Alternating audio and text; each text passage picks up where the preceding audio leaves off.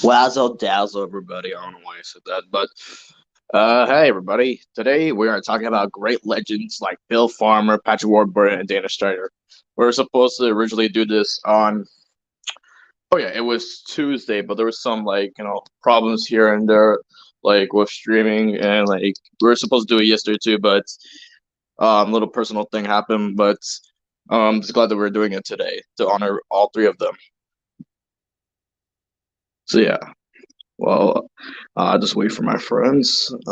I'll put down the roles for Mr. Bill Farmer first, since he is the oldest and one of the great legends.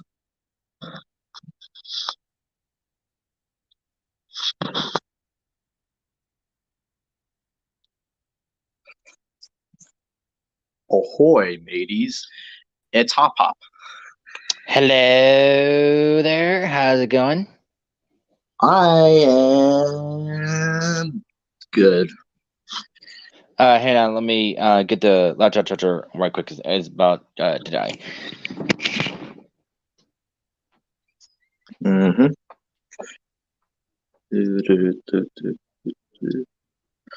Also, I like what you got today.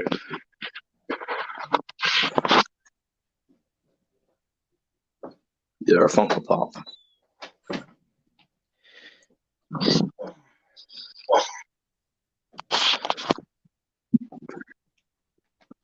Ahoy, mateys! Hey, I'm it's back. Joe. Hello. Hey guys, after seeing my wheelchair. Well, clearly because it just shows your face right now. Okay, because you know I needed to do my duty.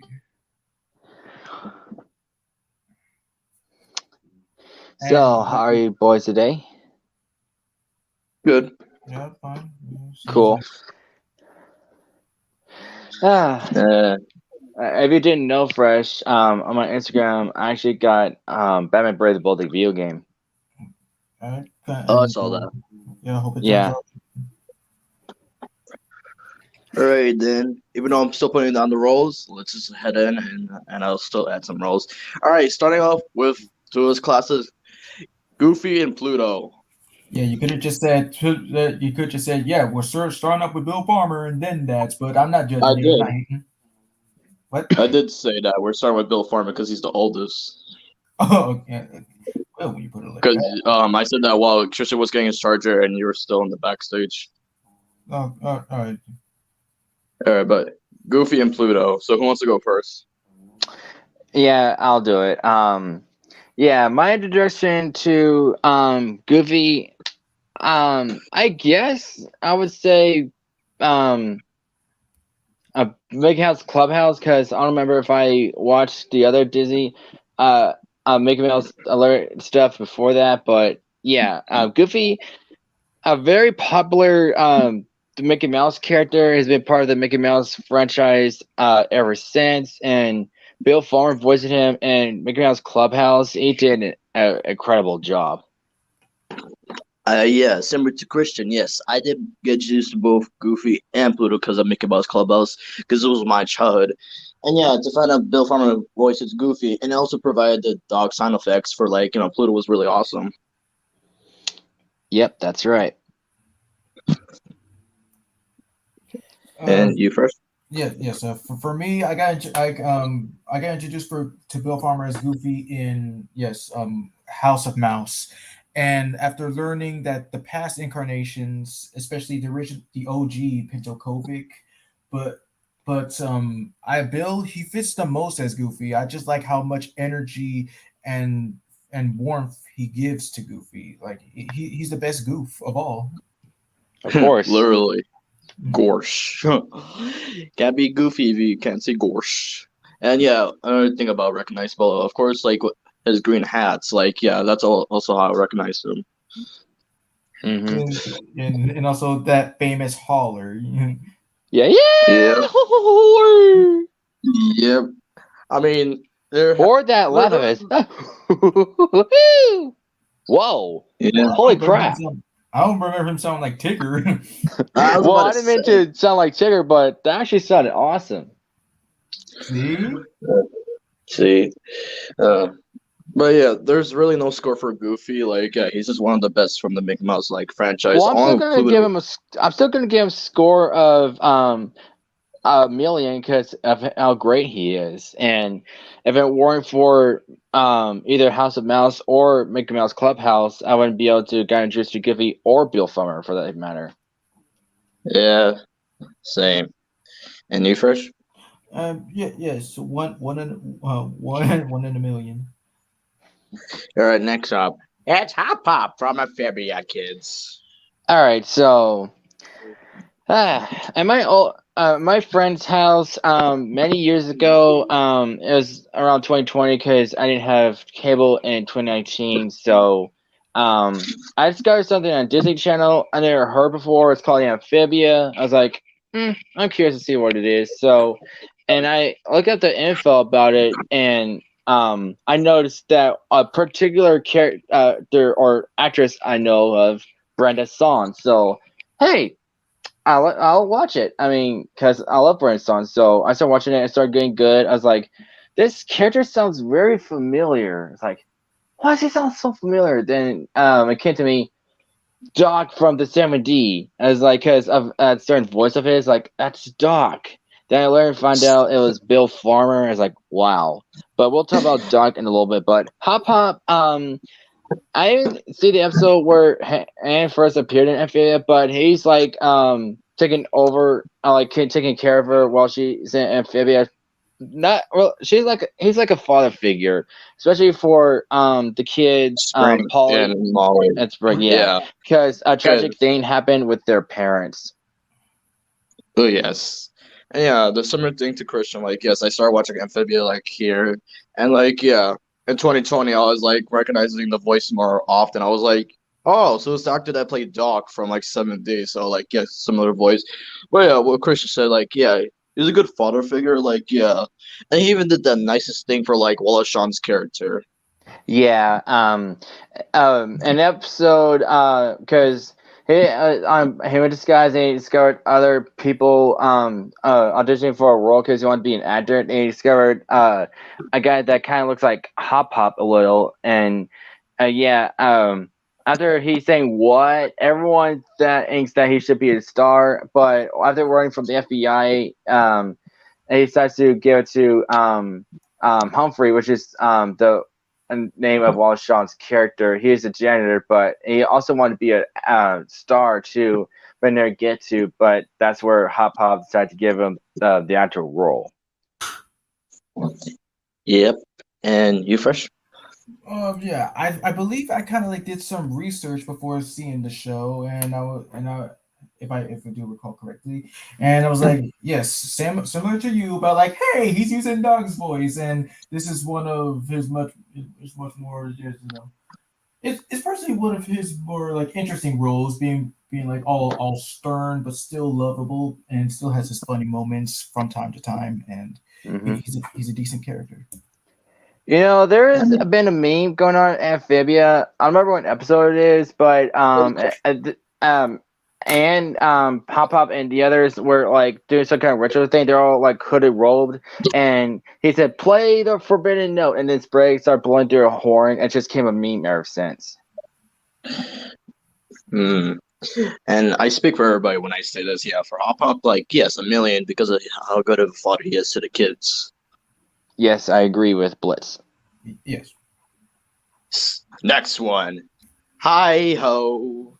Doc. So this is a series version of Son of the Seven Dwarfs, but only focused on the dwarfs. Of course, they're called the 7D instead of dwarfs, but they're still dwarfs. So Doc in particular, the leader of the group, unlike his original counterpart in the Disney film, he was just a normal guy. I don't know what it's called, but he like kind of sputters his words when he talks. But in this version, he's actually like very smart and all, like having inventions and whatnot, and having great ideas. And yeah, I like this version of Doc, and that's like one of my favorite roles of Bill Farmer. And like I said with Hop Hop, when I heard his voice, like holy crap! I mean, I couldn't help hearing a voice of Doc coming from his mouth. But Anyhow, yeah, Doc being the leader of the 7D, and yeah, I really like that character. Same with me, like yeah, Doc, like and I must say, along with Doc and the rest of the like the seven dwarves, it had just had like an amazing cast to come with. Exactly. Like Maurice Yeah, Lamar, Steve Bradley Baker, Karen Michael Richardson, Jess Harnell. Yeah. I'm like it's yeah. And you first for Doc? uh yeah like a lot yeah.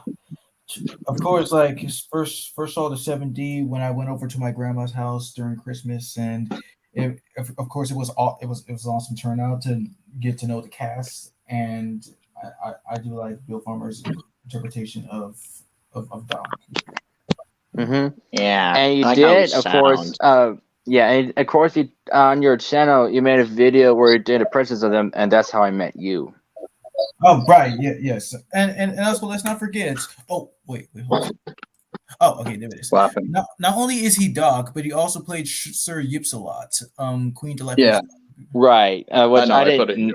which I didn't know. The reason it's called Sir Yes a lot because all it says is yip, yip, like that. Kind of like how would I put this?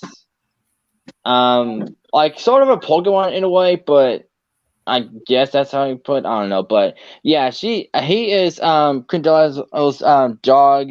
He likes pickles and all. Of course, being a royalty, but he'll just want to be a normal dog. Like in one episode called episode in the Fleas or something like that. I can't remember what the exact title is, but it has something to do with Circus Fleas. He actually switched roles by accident with a different dog that looks like Sir Yipsalot, but it's not. It's actually Sir Madam yaps a lot because it's actually a female, but overall, yips a lot is actually a pretty interesting character. Still shocking that Bill Farmer did that and Doc. Yeah, so I'm pretty impressed. So I give him and Doc both a million. Same. Same. All right, next up, Succotash. Ooh, and I say, his roles from Space Jam. Yes. A surprising turnabout. They voiced 3 Looney Tune characters. So yeah, him Yeah. voicing Sylvester, you can't really tell that it's Bill Farmer, really. It's basically Goofy's voice without the goofiness. It's just like is it like a version of Sylvester? That's how I would explain it. Yeah, it's less. Ooh, I'm not Ticker. God dang, why keep Wow. doing Ticker for? Wow, man. Wow. Hey, I'm not Brian Hall. I can't do the laugh, but the point is, without it's less of its goofy laugh and more snuff with hat. I want that really bad, that like that. So yeah, Sylvester, of course, being a regular of the characters and all, and Bill Farmer did an excellent job, and Sylvester. Now for Yosemite, he did an excellent job as well. His first speaking role was like trying to confront the aliens. You're going nowhere. And he's about to shoot him, but the aliens shoot back. Yeah, and he just gets blasted. Yeah, I know. Yeah. And with Foghorn and Leghorn, like yeah, he's actually a great voice. And like out of all the 3 like characters he played for Space Jam, he played him the most for Foghorn Yeah, for other because media, of the course. others, because the other 2 barely had any lines, and Foghorn had the most lines of out of all of them. Excuse No, I'm me. not talking about lines. I'm talking about how he voiced Foghorn in other media. Yeah. Oh, Yeah, that's okay, that makes a lot more sense. But Jesus. his version of Foghorn, he actually sounded like Foghorn. Oh yeah, it's pretty awesome. And there's a scene like while they're playing basketball. Foghorn was about to make the hoop until one of the monsters stopped him, and he's about to try to get out of the way until the monster fire breathed him. Yeah. You first. It's such a great honor that he's one of the lucky few ones to be chosen for Looney Tunes, and that's all I can say. Like that's a dream that anybody could have. Yeah, Mm-hmm. that's facts. And I was watching a video a long time ago with Yosemite Sam, like voice comparisons on YouTube, and I was seeing everybody else's opinions about like what they thought of like some versions of Yosemite Sam, and somebody was like, it doesn't sound quite like Yosemite Sam somebody said about Bill Farmer. He was like, "Just stick with Disney." I was like, "Wow." That guy's a dink. So. Yeah. But yeah, overall, like it was cool to find out that he got the opportunity to be in one of the biggest movies of all time. And yeah, for me, yeah, a million. Infinity. Agreed. All right, then next one. Oh, that's a good one, Fresh. Yeah. Yeah, I was gonna. Okay, so you could talk about this then. Okay. Yes. It was this one skit that was based on the movie 8 Mile starring Eminem. Awesome movie. So yeah, Bugs Bunny plays Eminem's character, who is named B. Of course, yeah. Oh, wait. Yeah, B Rabbit, which is Eminem's character's name, but you get the idea. So anyway, he's just trying to get through a rap battle without choking. He goes up against Elmer Fudd, and he suddenly gets much more better. And his rapping is just hilarious. It's so cool to like hear him rap. It was like, I know that you call me a wascally wabbit. Say your R's like W's. That's a really bad habit. It's room, not womb. Tweez, not trees, not tweez. You will play so many R's. I thought you was. So it's just basically, the show's just basically Bugs Bunny making fun of Elmer Fudd's speech impediment. During his parts, what do you think it's called? Rapping and roasting. Yeah, I know, but oh man. Even though it was not official, at least you got to play more like Looney Tunes characters. Well, yeah. Well, I mean, it still technically kind of counts. Kind of, yeah, but he should play Bugs more besides Robot Chicken. And of course, with Daffy, of course he's excellent because whenever you're given whenever somebody passes a character on to you, you either decide to do like your own version or an impression of them. It depends, but of course he pulled it off with magic as usual. Magic. And what would your score be, Fresh? Well, yes, a solid 100 out of 100. All right, next one, a little bit of a minor one, but here you go, Fresh. Right, yes. So yes, when Coda and Kenai were visiting, this whole family of bears, and they were having a fun time. When they got to story time, the rose was passed to this old lady bear that says, "This year I lost my dear husband Edgar," and she doesn't realize that her husband is still alive because he says off screen, "Quit telling everyone I'm dead." Yeah, and of course the great late Estelle Harris voice, sir. Right. Yes. Yeah, but it was pretty nice to hear like Bill Farmer using a different voice for that part. In fact, yeah, it almost kind of sounded like Foghorn Leghorn without the southern drawl. True. Yeah. But even though it was like, a little bit of a minor role, what do you think, Fresh, is her score? Yeah, I just give it 7. All right then. I'm sorry, guys. I'm feeling a little bit sleepy over here. Yeah, before playing Doc, I know. Before playing Doc for the 7D, he actually played Sleepy first. That's pretty interesting. And yeah, he does a really great voice. How it started off, like I think it was for let's see, what was it? Lion King, 1.5, I believe, was the first time he voiced him. Okay. Well, let's find out. Cause yeah, it was that, and he also voiced Sleepy and in Rides. Okay, well, if you think you can take care of everything, then go on ahead. Because if you think you Mr. Magic Man, okay, let's assume that. Anyway.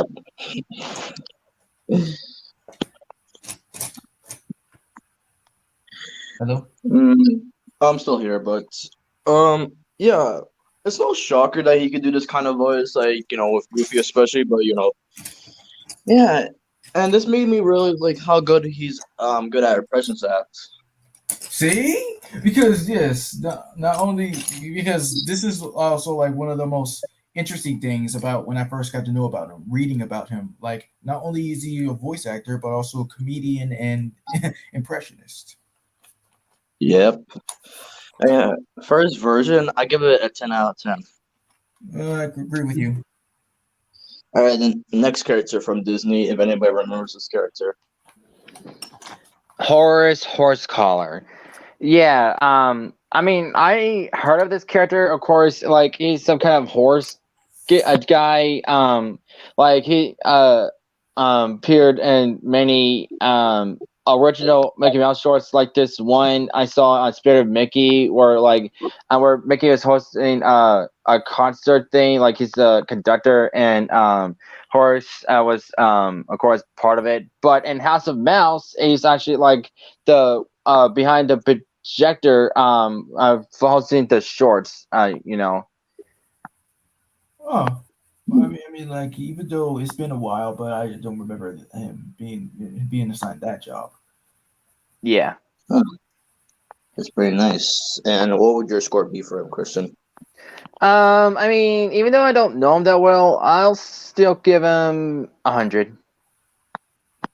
Hmm, nice. All right, then.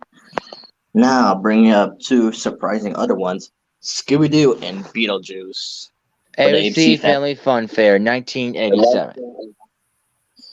Yeah, when I first found out about this, I was like, wait, because yeah, at the time I was doing my research because I was doing the Jetsons, owning the mantle, and I was trying to find voices for Astro. And when I found out like Bill Farmer voice like Scooby Doo one time, I was like, whoa! So I had to hear the clip of it. I was like, yeah, it's very accurate. And when I heard his voice for Beetlejuice, I was like, it was pretty good too. Like, pull out both like impressions. And yes, I take your word for that. I just feel kind of ashamed that I kind of missed that for Hall of the Greats, but it was awesome to know. And this leads us to find out that he voiced three iconic dogs. Yeah, that's true. Yeah, and from this fun fair, oh yeah, he also reprised as Sylvester in this one. But Right, yes. uh, and yes, Bob Bergen, known for playing Porky Pig. This is like the first time he played Bugs Bunny and Daffy Duck. Oh. And let's see. Oh, he also played Slimer from Ghostbusters. And lastly, oh yeah, Jim Cummings was also there reprising as Winnie and Tigger. I'm not surprised. Yep. So my ranking, yeah, 100 out of 10, because how like incredible it was to hear the voice. Same as you. Yep, Yeah. same here. Psst. Guys. Psst. Guys. Oh, yeah, it's top secret. It's secret box. Oh, I see what you're doing there. I got a secret for you. Yeah, Secret Squirrel. Like, yeah, when our friend, find this out, like, when he voiced him in Harvey Birdman, I was, because yeah, other than like his version, of course, I got introduced to Jess Arnell's version first. Oh, yeah, me too, because I never heard of Harvey Birdman Attorney at Law at first, but yeah, Jess Harnell's is how I got this show. Yeah, but with Bill Farmer's version of Secret Squirrel, he nailed it, like nailing like Mel Blanc's version of Secret Squirrel. Yeah, that's all I have to say. Like, hey, I give it a 10 out of 10 because how accurate was the voice. 10 too. Yes. All right. Next. Oh, I'm sorry. No. Take it. I'll take your word for that. All right. Next one. If anybody's seen it, Stinky from Casper Meets Wendy. I've never seen any of the Casper movies. Ooh. Well, yeah, though I prefer Joe Alasky and John DiMaggio, but this was an interesting one. Yeah. Of course, like what question with the movies. Of course, I've seen the movies here and there, but I just prefer like Although yeah, even though I didn't know the cast, I also like the TV show. It was pretty cool. Oh, you mean Casper Scare School? Yep, that's the one. It was pretty cool. Yeah. Even though in that one they don't give Casper a young boy voice, I still like the performance that guy gave Casper, and the show is pretty good too. Yeah, and it's good to know that he was in part of the Casper movies and here and there. All right, next up, report again. The news reporter dog from Sing. Yeah. Of course, I had no idea that was Bill Farmer. I thought it was just some random voice actor voicing some random dog. But when I found this out, pretty well, good. It's pretty spell. It's pretty spell. Pretty swell. Tech got it. Wow, slow down there. But Yes. overall, of course, him being the reporter, he's just reporting news about like what's going on with the Blue Moon Theater, like a competition and like how it went down and all, like how it crumbled and then started um seeing it again or whatever. But he still did pretty good. Same, like when I found out it was him, because he's known for doing additional voices for like many projects, including Pixar. So yeah, he gets my vote for like 100 out of 10. Agreed. Me too. All right, next one. Yeah, Lou and Nugget the dog from the Over the Hedge game. Well, even though I never played the game, I found out that Lou voices him, but for what I'm guessing, it's probably similar to Eugene. Was it Eugene? Well, yeah, Eugene Levy. Yeah, I was thinking about Eugene's son for some reason, but yeah, even though I didn't hear the voice, I can imagine it's probably the same as Eugene's. So Yeah, and look at that. He gets to play another doggy. and I'm guessing Nugget the dog is the one that kept saying play, play, play, play, play, play, play. Yes. Yeah, because in the original movie, it was Brian Stimpick who voiced him. Brian Stippick. Yes. You know- Lynn Loud Sr. Oh yeah, that dude. Yeah. But Oh yeah, yeah, speaking of Loud House, there's gonna be a new episode of it tonight. Can't wait to watch that. well, good luck. Yeah. But for him playing these two roles, yeah, I give it a 100 out of 10. Same. All right. Next, the last one. Oh no, not like the two last ones. Yeah. Even though, yes, I know it's a bad movie, but yeah, I'm just gonna, Oh yeah, I'm. Even though I watched this as a kid, I didn't understand it more. But when I got older and older, and I saw the original movie, I sort of like that than the OG Mask, and the fact that they replaced Steve Carey. God freaking dang it! Steve Carey. Wait, did Steve Carell and Jim Carrey have, a clone of themselves combined? Probably. Jim Carrey. That's what I meant to say. Jim Carrey. Okay, so yeah, he replaced Jim Carrey. I don't really know the guy that played him now, but I still think it's terrible. I mean, I get what they're. I don't know what they're going for yet, but I prefer Jim Carrey's version. That's all I say. But you guys take over. Okay. Son of Mask. Yep. I mean, yeah, you go. Oh no, you could explain more because I haven't seen it, but I was surprised about another actor that played in Mascotas. Well, yes, like Jamie Kennedy, the guy that replaced Jim Carrey. You might know him as Kyle from Fanboy and Chum Chum. Yeah. Is that the big tooth dude with the spell book? Yeah. No, Oh, yeah. great. But yeah. Other than that, yeah, Mouse Otis. Not only it was Bill Farmer and Richard Stephen Horace who shared the role. Yeah. So Yeah, he's played by two different voice actors at the same time. Yeah, and what do you guys say first? I mean, like, agreeing with you. So yeah, not really a score here. I was just surprised that two actors took on the role of Mask Otis. That's all. Well, even though I don't like the movie, I'm not disrespecting Bill Farmer, so I'll just give him a simple 9. Fair enough. All right, the last one for Bill. Oh, I'm sorry. Go first. No. Come on, I'm agreeing with you. Oh, okay. So the last one for Bill Farmer, Christian put down the old hermit crab. Yeah, so back when I used to have a PlayStation 2, one of my favorite games was Nicktoons Attack with a Battle for Volcano Island, which is where these tribal crabs are like about to summon Nickelodeon heroes like SpongeBob, Danny Phantom, Sandy, whatever, and they're go up against a mystical being called the Magu. It's all evil and stuff and whatnot. But when I found out that Bill Farmer voices him, he actually did really good, and you can actually hear Now that I think about it, like a little bit of Hop Pop and Doc's voice in it. But in Gloves of Doom for the Wii, he's replaced by D. Bradley Baker. Hmm. But in your opinion, like, yes, even though we respect both voice actors, whose version did you like the most? Even though it's been a while since I seen Bill Farmer's version, I'll say both. Even though I heard D. Bradley Baker's more, I kind of like Bill Farmer's top more because of how wise he is, and Gloves of Doom he's just a little bit goofy a bit. So, but anyway, yeah, I give him a 100. Cool. Oh, first, thank you for helping, even though I had the list for Patrick. Hey, wait, I mean, like you know me. I mean, like, come on. Yeah. Well, while we're doing that, let's talk about the main man himself, Mr. Patrick Warburton, aka Joe Swanson.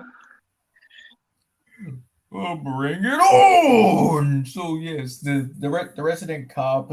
Of course, yes, he is one of Peter's like good friends to help out whenever he can, but useless half the time because the show's gone freaking downhill. But he still remains to be hilarious in his own way, and a sad, tragic story about how he became the way he is due to some guy on the run just shot him through the legs.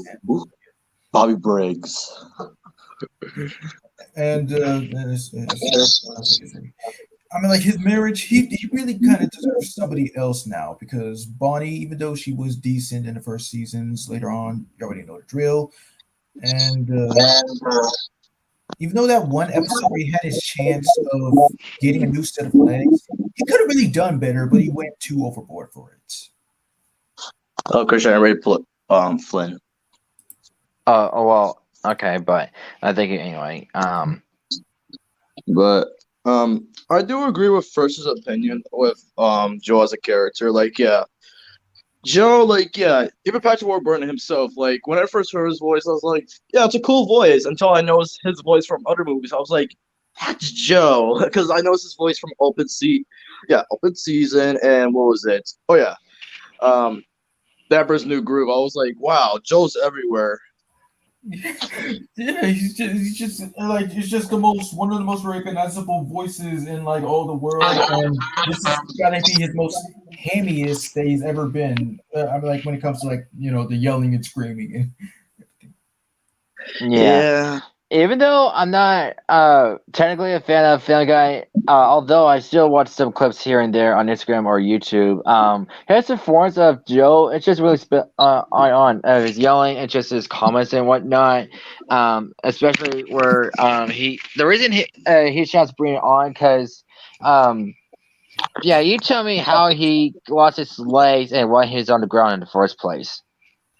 Well, yeah, Well, he doesn't say "bring it on" as a catchphrase. It's just one of his much more classic lines. Yeah, I know, but because he was fighting, a mutant rat that turned big, and yeah, I remember the original story. Joe tell everybody how he's crippled and all that. How did it go again? So because Stewie was like, judging him, saying, why are you in a wheelchair and all that. And basically, Joe was telling the story of how he fought the Grinch and how Joe fell off the roof. Oh. I mean, like, maybe I kind of like saw that one time. It's just been a while. Yeah. Until, the episode that brought, Bobby Briggs, and he finally tells the truth to everybody about, how it really happened. So, yeah. Joe, as a character, yeah, you can't have Family Guy without Joe, because he's, one of the funniest and classic characters. Of course. Yeah. And I don't know how Patrick doesn't lose his voice when he yells at these certain characters, but I still think he's pretty awesome doing it. Yep. Hey, I mean, like, I guess he's just one of the lucky ones that have a golden throat. That's where it is. Mm-hmm. Yep. And for Joe, yes, 1 million out of 10. Same. All right, next one. Right, the boys of Cusco and all that. Kronk, one of Patrick Warburton's other recognizable roles, but with Kronk, he's not really mean or anything. He's just innocent. like ever since the first movie. Yeah, like even though he's not the brightest star in the galaxy, and he's still really recognizable and great character, and he's actually a little bit smart at times, but he also became a meme too. But he's still great. And there's actually an ad lib like after he accidentally turned Kuzco into a llama, he knocked him down. He was tasked to take him somewhere and kill him. I was carrying him in a bag and. Patrick Warburton actually ad lib him singing a theme song. Yeah. Yes. Oh man. Huh. And yeah, I really like how they actually made a movie just for him, like because how he's like one of the funniest characters. I like that. Yeah, I didn't know that until I watched it at my school with the kindergartners, and it actually was really good. And we met his father, which is he's actually really short, like shorter than Kronk. Gronk. But sadly, that movie is one of those many movies that have 0% on Rotten Tomatoes. Well, even though that may be true, I still enjoy it because I like this how the storyline went. Same. Also, Bobby, I know you were in the chat for a while. Hi, Bobby. Oh, hi, Bobby. Hello. Get her done. If you're wondering why I haven't been streaming for a while, because of my limit has been done, so I have to wait until I do streaming again because of the limit thing. I hope you understand, Bobby. Okay. Yeah. Pull the lever, Kronk. Why do we even have that lever? do we even have that lever? That scene never gets old. All right, guys. I did Mhm. enjoy both Emperor's New Groove and Kronk's New Groove. It was, to me, it was just like just wholesome entertainment. Oh yeah, it's all coming together. Oh wait, I was going to do that. Good Oh, wait, reference. by the way, speaking of Kronk, I did see a Funko Pop of him and Yzma at Hot Topic. There's a Funko Pops of that? I gotta look that on Amazon and put it on my wish list. Yeah, I just saw them today. Huh. Nice. Oh, and speaking of Funko Pops, hang on a sec. Let me just get it. Guess what I got from Amazon today? Girlfriend? Oh, that's awesome. Mm-hmm. I'm glad Amazon actually has it. And I double checked and make sure GameStop because went to GameStop like a couple days ago and didn't have him. So luckily my mom just ordered that one. So yeah, now I have it. I think I'll get those someday. Mhm. If you have Amazon, I don't know if it's still on there. I got it for like $22. So Sweet. yeah. Mhm. But overall, Well, yeah. Kronk is. Oh, I'm sorry. I was Yeah, I about was to about to say, say. like, I was about to say the same thing as you are. Yeah, Kronk. A really awesome and recognizable character. Patrick Warburton has voiced him ever since the movies and show and games. It's not really replaceable. So I give him Affinity +1. true that. Yes. Oh yeah, it's all There's. Yeah, but there's one thing you shouldn't do to Kronk. Don't say anything about his puffs. Don't say anything about it. Poppy. 'Cause, yeah. That's All what. right. No, Joe. That's actually what he calls them, Poppy. Well, Yeah. spinach puffs. Yeah. So. Yeah. All right. Next one. Sheriff. Yep, Sheriff Bronson Stone. Yes. Yeah. Yeah. One of the recognizable roles of well, if you've seen the show of Scooby Doo, but it's a recognizable roles for me. So there is as animation of Scooby Doo. It's they took it to a dark tone, like Batman mixed with Benton and Alien Force, like dark mysterious tone. So Sheriff, he don't really like the game all too well. He thinks they're like troublemakers and whatnot, but to time, he enjoys them and stuff. And he's actually named Sheriff. His Yeah, mom actually named him Sheriff. I was gonna say that. Like, because that's Yeah. my name, and my mama gave it to me. Wait, your real name is Sheriff? Yeah, she kind of went like too early on that. Literally. Yeah, His mom. I feel like his mama had high expectations for him back then. yeah. But yeah, anyhow, so yeah, Sheriff and Mystery Incorporated, I mentioned done by may he rest in peace, Derek J. Wyatt. Yeah, it's really a good show, and the character is pretty hilarious and whatnot. And yeah, I just enjoy his character, so I give him 100.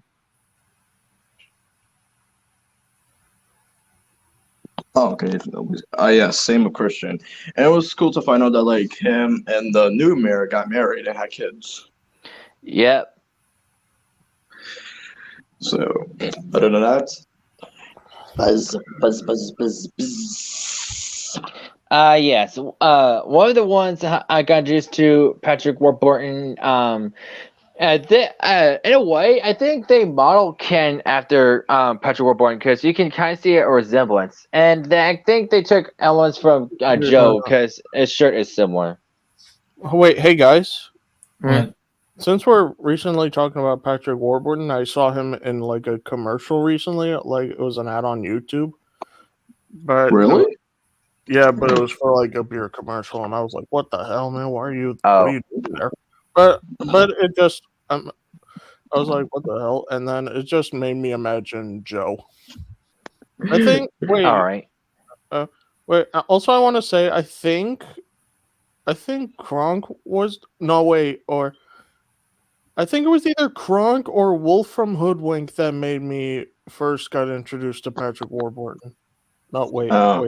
It was no, wait, I think it was Kronk. Ground. Well, either or, no matter how you got introduced to him, he's still a pretty great voice actor. And Ken, so he is the boyfriend of Vanessa. He's a tennis player and all. And after, Benson, he doesn't like his guts out too well, mainly because he's a bee, and he tried to kill him. And of course, that made Vanessa break up with him and stuff. And I just love how he yells at him and stuff. I even saw behind the scenes of that where he's like yelling as him and like for example like why is yoga so difficult, and you can see Jerry Seinfeld laughing.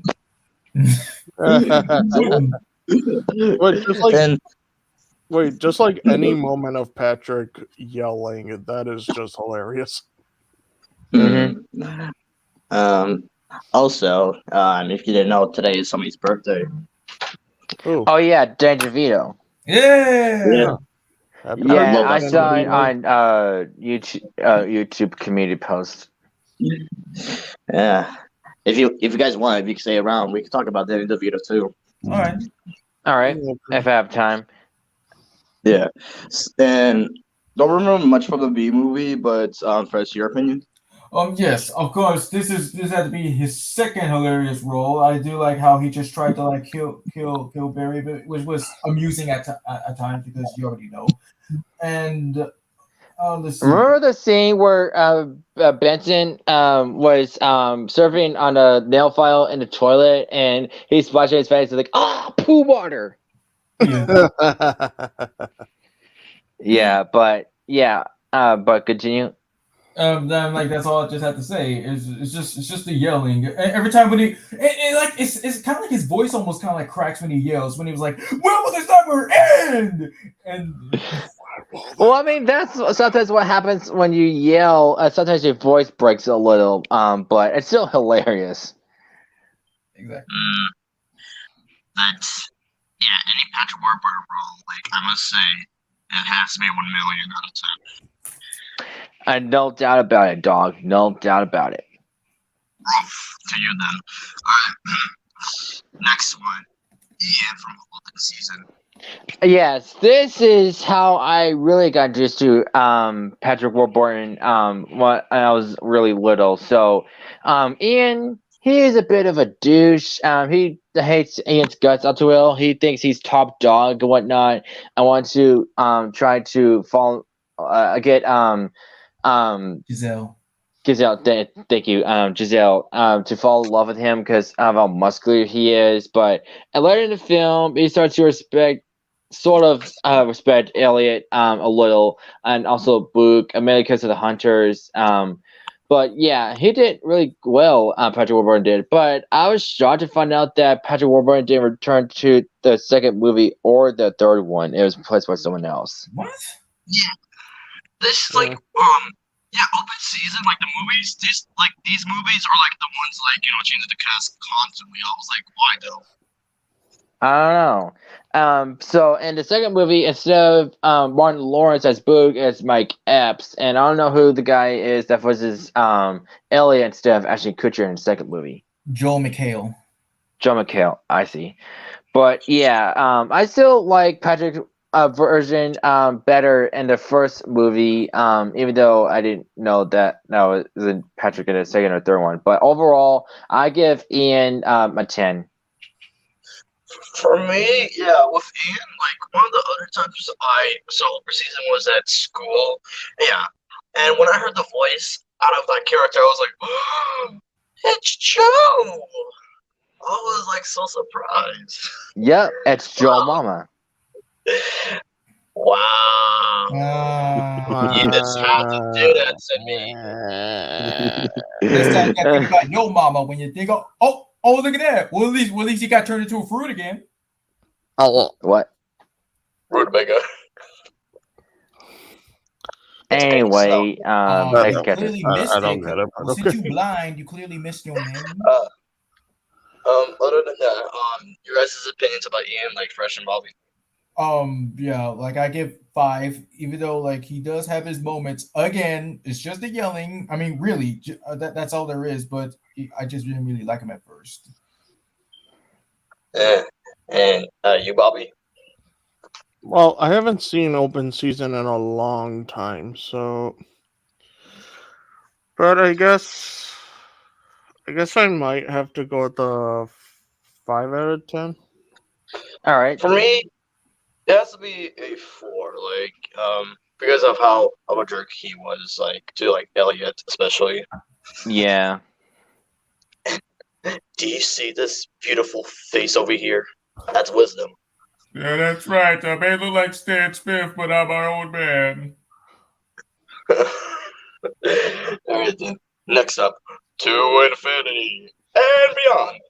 Yeah, I had Yeah, no idea that he I remember. voiced him only in the Star Command series, and also like a redubbing of the movie. So yeah, I saw like one episode of it on YouTube a couple years ago, and I mean it's all right, but I honestly prefer Tim Allen's version because it just fits Me him too. more. So I don't know why they had Patrick Warburton voice him. Me neither. Because I don't- of the body of like how like the body is like you'd be like big top guys, muscular, heroic. That's kind of that kind Yeah, of. it's- Okay. Oh, okay, so that's what they were going for. Yeah. So but I still, Okay. yeah, but still, well, Patrick Warburton did a good job. I still prefer Tim Allen's. same. Well, I want to go back to the topic where everybody was saying something about Patrick Warburton. Okay, instead of Patrick, what if they got Arnold to do it? Think about that. Arnold Schwarzenegger, Infinity and Buzz beyond. Lightyear with an Austrian accent. Hey guys, I did an impression. Listen, to infinity and beyond. Oh, hey, can you imagine that? Like, Yeah. you Mr. Arnold, we want you to play the next Buzz Lightyear. Guys, get to the spaceship. Ah. Oh Lord! But imagine this one. You're such strange little man, and you're my baby. I'll be back. I'll be back, Dodge. Yeah. You are one ugly mother trucker. Honestly, Arnold and Patrick Warburton should do a movie together. Yeah, I think they should. I don't know what that movie would be about, but I would love to see that. Either mainly comedy. Yeah, but for seriousness, yeah, when I heard Patrick Warburton voice Buzz Lightyear, because the time, I only knew that Tim Allen voiced him. Of course, there was also Pat Fraley who voiced him in the video games. And then, of course, more recently, Chris Evans, which I'm not gonna talk about. But yeah, I still prefer Tim Allen. when I saw the movie, I actually liked it. He did actually. Oh, thank God. Hello. I muted him. Why'd you do that? I don't want to hear about the Buzz Lightyear movie. I'm sorry. My own opinion. I'm sorry. I just no disrespect. Yes, finally found it. Uh-oh. Yes. Uh-oh. SpaghettiOs. What the hell? Lose control. Oh yeah, this kind of reminds me of not SML, but where'd he go? another. Oh, I don't know then. There was another plus YouTuber I used to watch. Basically he did like what is this? I didn't even put you in the backstage. How dare you? I don't know what Oh, happened. I man. think I pressed the wrong button. Because I was trying to unmute myself, but I think I accidentally kicked myself out. Oh, Oh. For welcome going back, to this. Pop Pop. Yep, that's happened. So going back to Buzz Lightyear. Yeah, Patrick's version of Buzz is not half bad. Then again, like I've seen the show here and there, but the cast though, like for the show, yeah, it's pretty decent as well. That's my own opinion. Like I give it a 7 out of 10. Same as you. Yeah, same here. 6. Okay. Wait, I'm imagining like him screaming no when they did that Star Wars reference at Toy Story 2.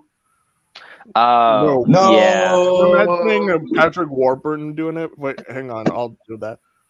No, Buzz, I am your father. No. Dang. Right then. Why would Next you one. do that? Right then. Next one. Gotta catch them all. It's Brock from the Venture Bros. Yeah, that's one. Yeah, I brought from Pokemon. I never saw Venture Brothers.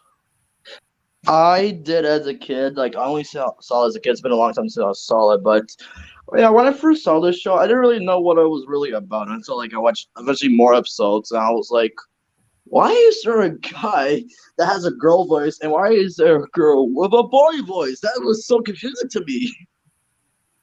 Dr. It Girlfriend happens. though. I was gonna say it happens in animation. Oh man, but for Patrick Warburton's character Brock, yeah, I've seen some episodes of him, and he's not half bad. Like but it's been a while. But I gave him a 6 out of 10. Yeah, one of his more hardcore roles when I was watching Watch Mojo's top 10 stupidly overpowered characters about learning that he's just he's just that awesome of a guy, like being able to breathe and survive in space and just take on anybody he can that's incredible. Huh. Space survivability. Okay, then. Yeah. All right then. Next one. Ooh, Tiki. Hi. Locke from Attack of the Power Juju. I seen a little bit of the show, and I think I kind of noticed Patrick Warburton in that show, even though I didn't know that was him at the time. But what? Problem. What? Look. Oh, don't tell me. I do like Tack. Come on. Oh, god dang it! Wait, I did. What I meant was like I enjoyed watching him as a kid, and I did like playing as him in the games. No, dude, some idiot was trying to troll us. Yeah, I saw it. I saw it. Oh wait, I see the name.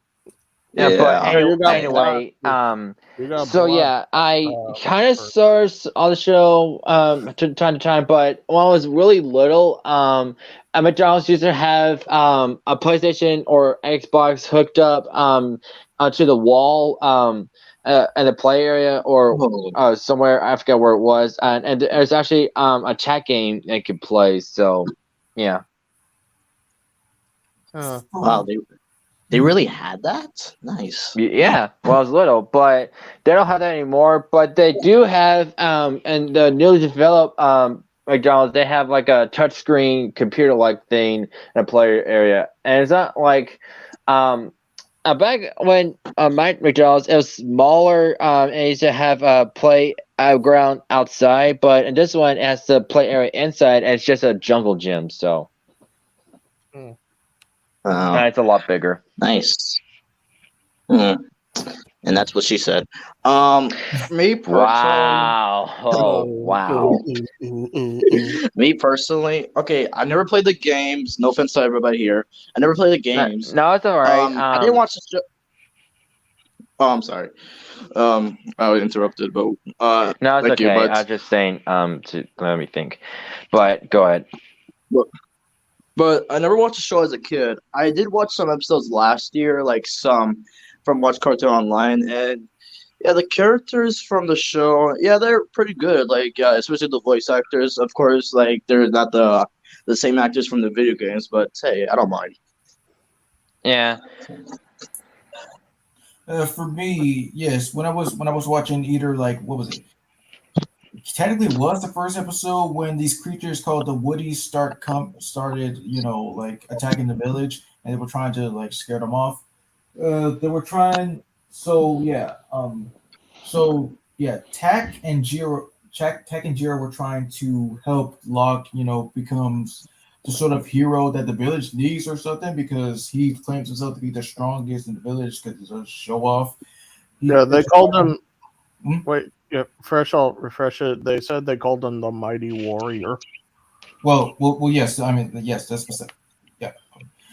And so, like, they just tried to like help him, defeat the creatures. And what I do remember is him explaining that it was all part of his plan, and Tak and Jira had nothing to do with it. They're not important. I'm the big one. I'm the hero. Everybody. Yeah, that was kind of like a D move. And you, Bobby?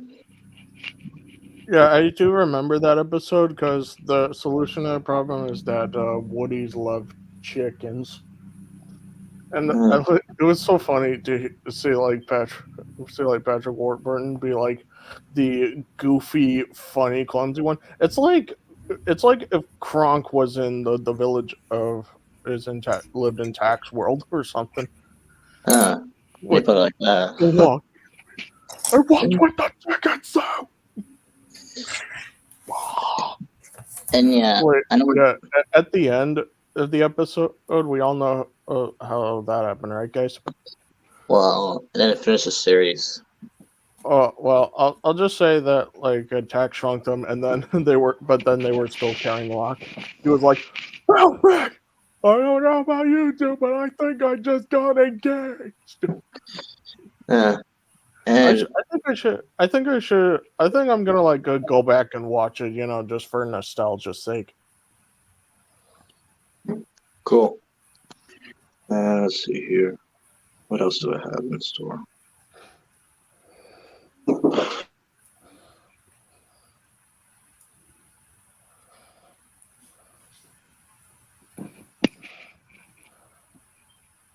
What? Yeah, like there's a knock at the door. Oh, okay. I didn't hear it.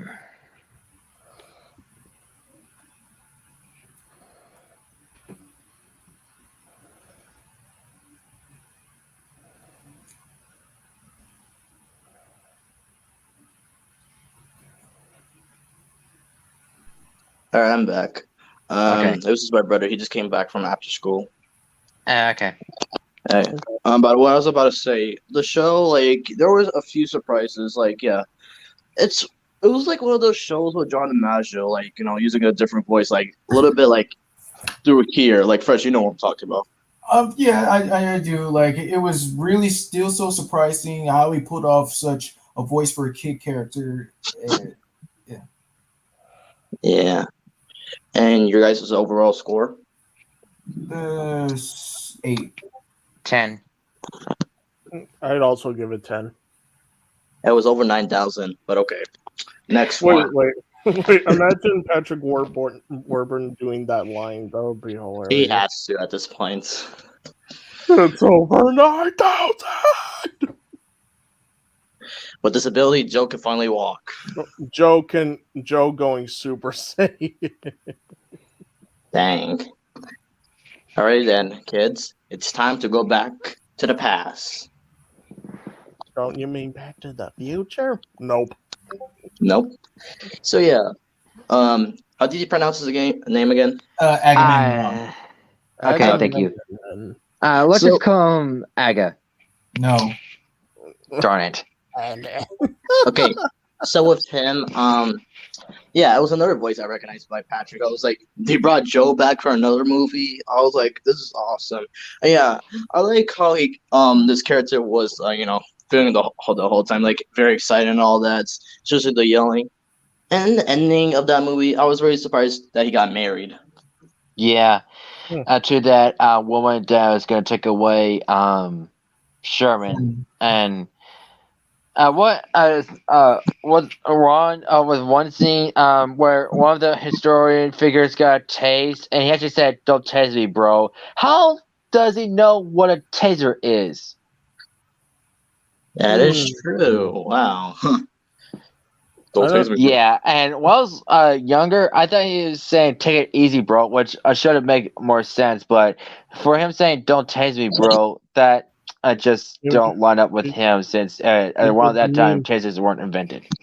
Actually, in the TV spots, he did actually say "take it easy, bro." But like trailer, like when you see the actual movie, it's not going to be the same as what you see in trailers and TV spots and stuff. So Yeah, I just hate that. You know. Guys, also, he did the meme. He did the meme. Oh yeah, that You is know, a meme.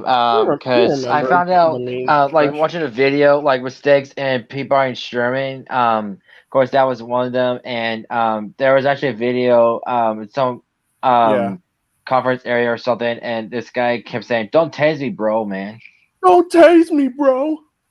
Come on, bro. Come at me. Come at me. Let's go. You and me. Let's go. Um, other details about his character from Mississippi by Sermon.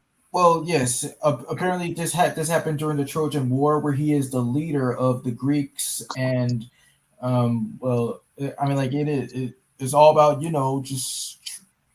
Yeah, they should have like, taught the Trojan War in history class, where how violent it was, and he had his own methods of fighting, and of course his overall haminess, and he was actually one of the much more helpful figures to be a part of the "I'm a dog too" parts. Like I'm Spartacus. Like if you love Mr. Peabody, you say I'm a dog too. Yeah, like respect there. Like yeah, I really liked him. Like he was a really cool character. Like for me, I have to give him a 100 out of 10. Same. A million. You, Bobby? I never saw Mr. Peabody and Sherman. Dun dun dun. That's okay. All right then. Next up, X marked the spots. Mr. X from the X's. I've never heard of the X's when I was younger, but I have now heard of it because of Attack of the Toilet Bots, where Tuesday X was a trophy that I found out as a Nickelodeon show. So I liked watching the X's as a kid. Even on it was even on like one of the episode spots on the Nickelodeon DVDs, Nick Picks. It was on number 4. Yes. And Cool. 5. For me, I saw it here and there as a kid, but I didn't really watch it until I started watching episodes as I grew up. And yeah, I say Patrick Warburton and Wendy Malick play really good, badass parents in my opinion. They really did. I think. And you,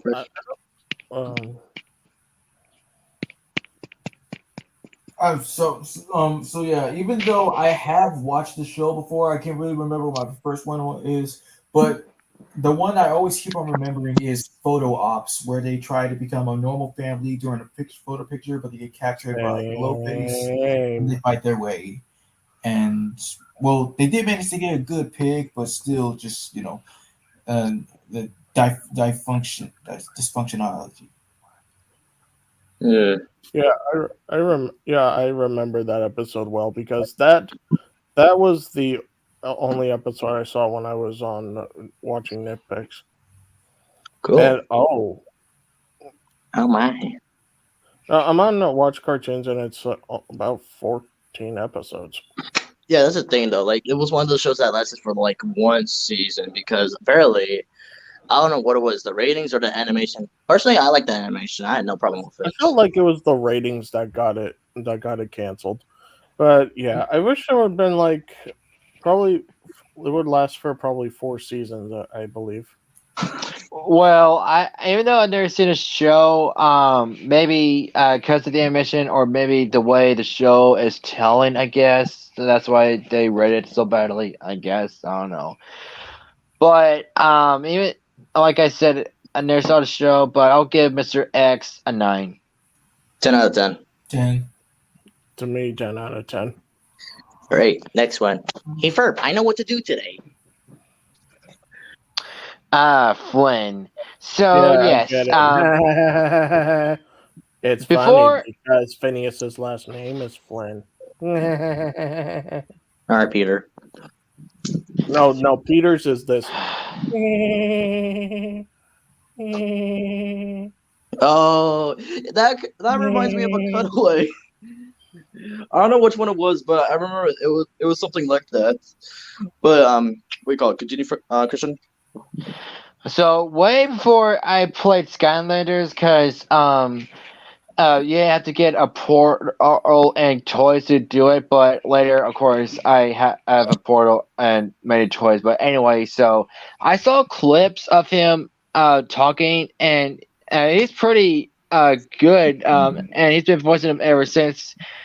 So throughout, and also voiced him in the Netflix show. So when I got the game, I discovered that he's a pilot, and his personality is supposed to be like a tough guy, but he's not that bright at all. But he's still a little hero, like being a pilot, taking Skylanders, wherever they came to be or whatever. But Flynn, yeah, he's a pretty interesting character. Not bad, not bad. So I'll give him 100. For me, yeah, even though I didn't play the game, I saw these YouTubers playing it. Like, I was watching the video they were playing, and when I heard Joe's voice, I was like, "Dang, he's just everywhere now." That's just my mind at that point. But yeah, Flynn as a character, even though I didn't get to know him that often, like, I think he's a good character. I give him a 9 out of 10. Mm-hmm. All right. All right then. Bad boys, what you gonna do? Alien Cop Chicken Little. This is only a minor role, so towards the end of the movie, after everything's all hunky dory, one of the alien robots, of course, being major fuzzy squid things. One of them was caught, voiced by Patrick Warburton. He's saying, wait, what was his lines? Okay, well, he said that he brought back Foxy Loxy, but they changed their personality, and they were going to, but Runt insisted that they keep it that way. Yeah, I Good. mean, yeah, that is a good idea because, of course, she was mean and all, but I prefer it that way. Mm. Thank you. And even though it was a minor, what were you guys' ratings? 10. Yes, I agree. I mean, it's Patrick Warburton, so of course we're going to give it a 10. Next Wait. one. Yeah. Did you guys enjoy the movie Chicken Little? No, Of course. I mean, to tell the truth, I did, but when I learned about it much more, I was like, what was I thinking? This movie is bad. I mean, I do like the cast, but it just sucks. Mainly because no one stood up for Chicken Little. Except his two friends. Yeah, of course. But he finally stood up to his dad, and that was actually a really good scene. Yep. Even though I saw the movie once, yeah, I do have my opinions here and there. All right, next one. Oh yeah. Yeah, so I only saw this episode once. I forgot what it was, but I think Randy and his buddy Howard went back in time and they're kids, and one of the ninjas was a really muscular guy, and you could tell it's Patrick Warburton, but judging by his voice. So is there fighting off a monster and all and stuff, but I just like his performance actually, and I just give him a 9, even though it was a minor role. Cool. And fresh. Yeah, you'll be back, but you put it in the live chat. I did not see Randy Cunningham Night Great Ninja. I heard of it. I've seen in commercials, but I just haven't watched the series. It's actually I really see. good. Ben I It's Schwartz actually a really did good an show. excellent performance. Yeah, I dude, like, think I saw Patrick do that role in like a clip or something. but I do agree with Christian. It was a really good show, like about a ninth grader being like a ninja the whole time. And yeah, with the cast, yeah, Ben Schwartz. There was also Kevin Michael Richardson, John DiMaggio, and yeah, oh, where's Christian? Oh no, oh no. Guys, I'm gonna cut loose because me and mom I was supposed to watch a movie but I didn't get to. It's got Marie from Everybody's Raymond and it's a Christmas movie, so I'm actually gonna head out. So Wait, but I'm what's the glad movie called? I forgot what it's called, but it's a Christmas movie. But anyway, yeah, I'm just gonna head out. So I'm glad to talk about Bill Farmer and Patrick Warburton, and you go ahead and talk about Danny DeVito and Dana Snyder. And I'm glad you did this for me, even though I couldn't stream it. So you guys have a good night and have fun. Thanks. See you. See you, man. I press you back. No? Okay. Uh, so Bobby, how was your day? It was all right. Yeah. I got some new things today. Oh yeah, what you get? I got new mini posters of My Hero Academia, a new Funko Pop, and I even got a new phone. Cool. Wait, what phone? Which one? It was the iPhone 13. Oh, by the way, check out the case I got with it. Hold on.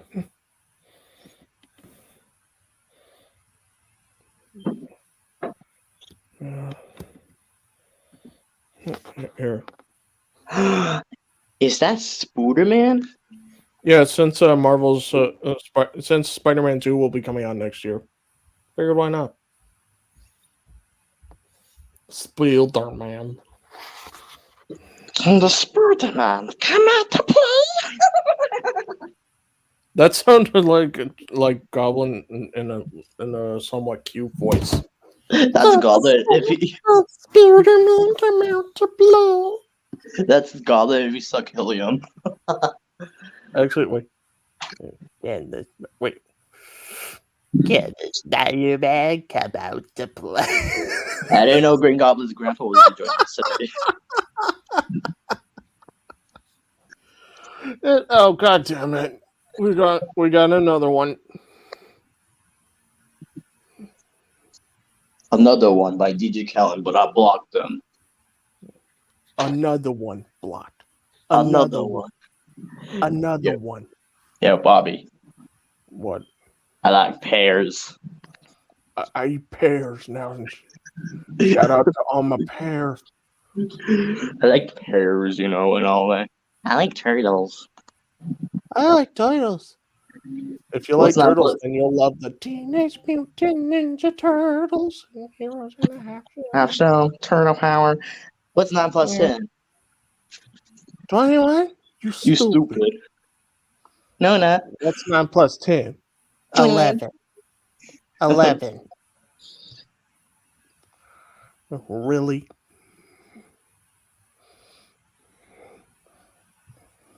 Oh, by the way, I also got two Sonic games, which was Sonic Team Racing and Frontiers. You got Frontiers, even though, yeah, I'm not planning to get the game, but I've seen the trailer. It's really good. Yeah, it is great, and someday soon, I think during my winter break, I'll play firstly some of God of War Ragnarok, and then near around Christmas it'll be Spider-Man and Spider-Man Miles Morales. Since Miles' story takes place around the holiday season. Yeah, I know. Okay, and also in December, Bobby, can you come to the mic? for a second. We need you. So about Sonic, what do you think of the new Netflix show that's coming out very soon? Sonic Prime? Oh, I saw the trailer recently. It looks good. Yes, and for a Canadian cast, they really matched the voice really good. I really like that. Yeah, just can't wait to watch it. Netflix. That's nice. Very nice. Netflix. Oh, yes, that's very good indeed, Sniffy. Yes. Okay, what's going on? Oh wait, what? Oh, Jesus Christ! I know, I'm sorry. What happened? Another stupid troll. I know, I blocked that person a while ago. I was like, Christian had to go Yeah. because he had to watch a movie with his mom. All right, more for us then. Yeah. Alright, so back to business. Alright, next one. Walter W. Yep. Oh, that's his name, Walter Wolf. I just called him Wolf. Don't you mean Walter White? Or Mr. www.whatever.com. Wait. Hey, say my name. Say your name. You're goddamn right. First, you want to explain this one? Well, even though the movie, it's ass, but version and clueless, but of course you already know he's gonna be like one of the many funniest parts of the movies, and trying to. I mean, like even though he was one of the quote unquote ones to like explain how the story went, the classic story of Little Red Riding Hood. You know, he's just trying to be like, oh no, I'm just trying to like do my thing, and then this little crazy chick attacked me and blah blah, and then eventually they just become partners in the sequel, and it's fine. Yeah, I just like that. I just think it's just very funny and entertaining. That's it. For me, yeah, I saw the movie like years ago, and it was pretty good in my opinion. And fun fact, this is like one of the few times I didn't notice Patrick Warburton his voice because he's not like yelling in this role.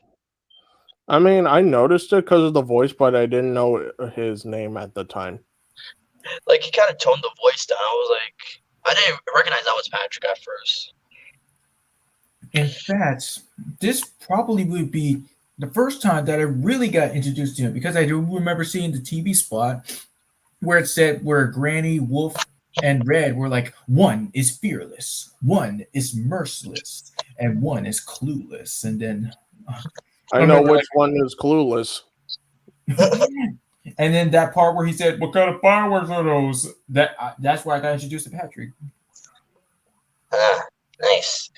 And from Mr. Walter W. Wolf, Aruf, and all that, I give him a simple 10 out of 10. I give him, I think I'd say an 8 or a 9. Well, you can call me Sheila. I like log walks and fresh flowers. Call me Sheila. I like long walks and fresh flowers. Wait, but Walter, how can you do long walks? Oh, okay. Are you still referencing Joe and so okay? But in honesty, I give him a 4. Joe, how can you do long walks? Shut up!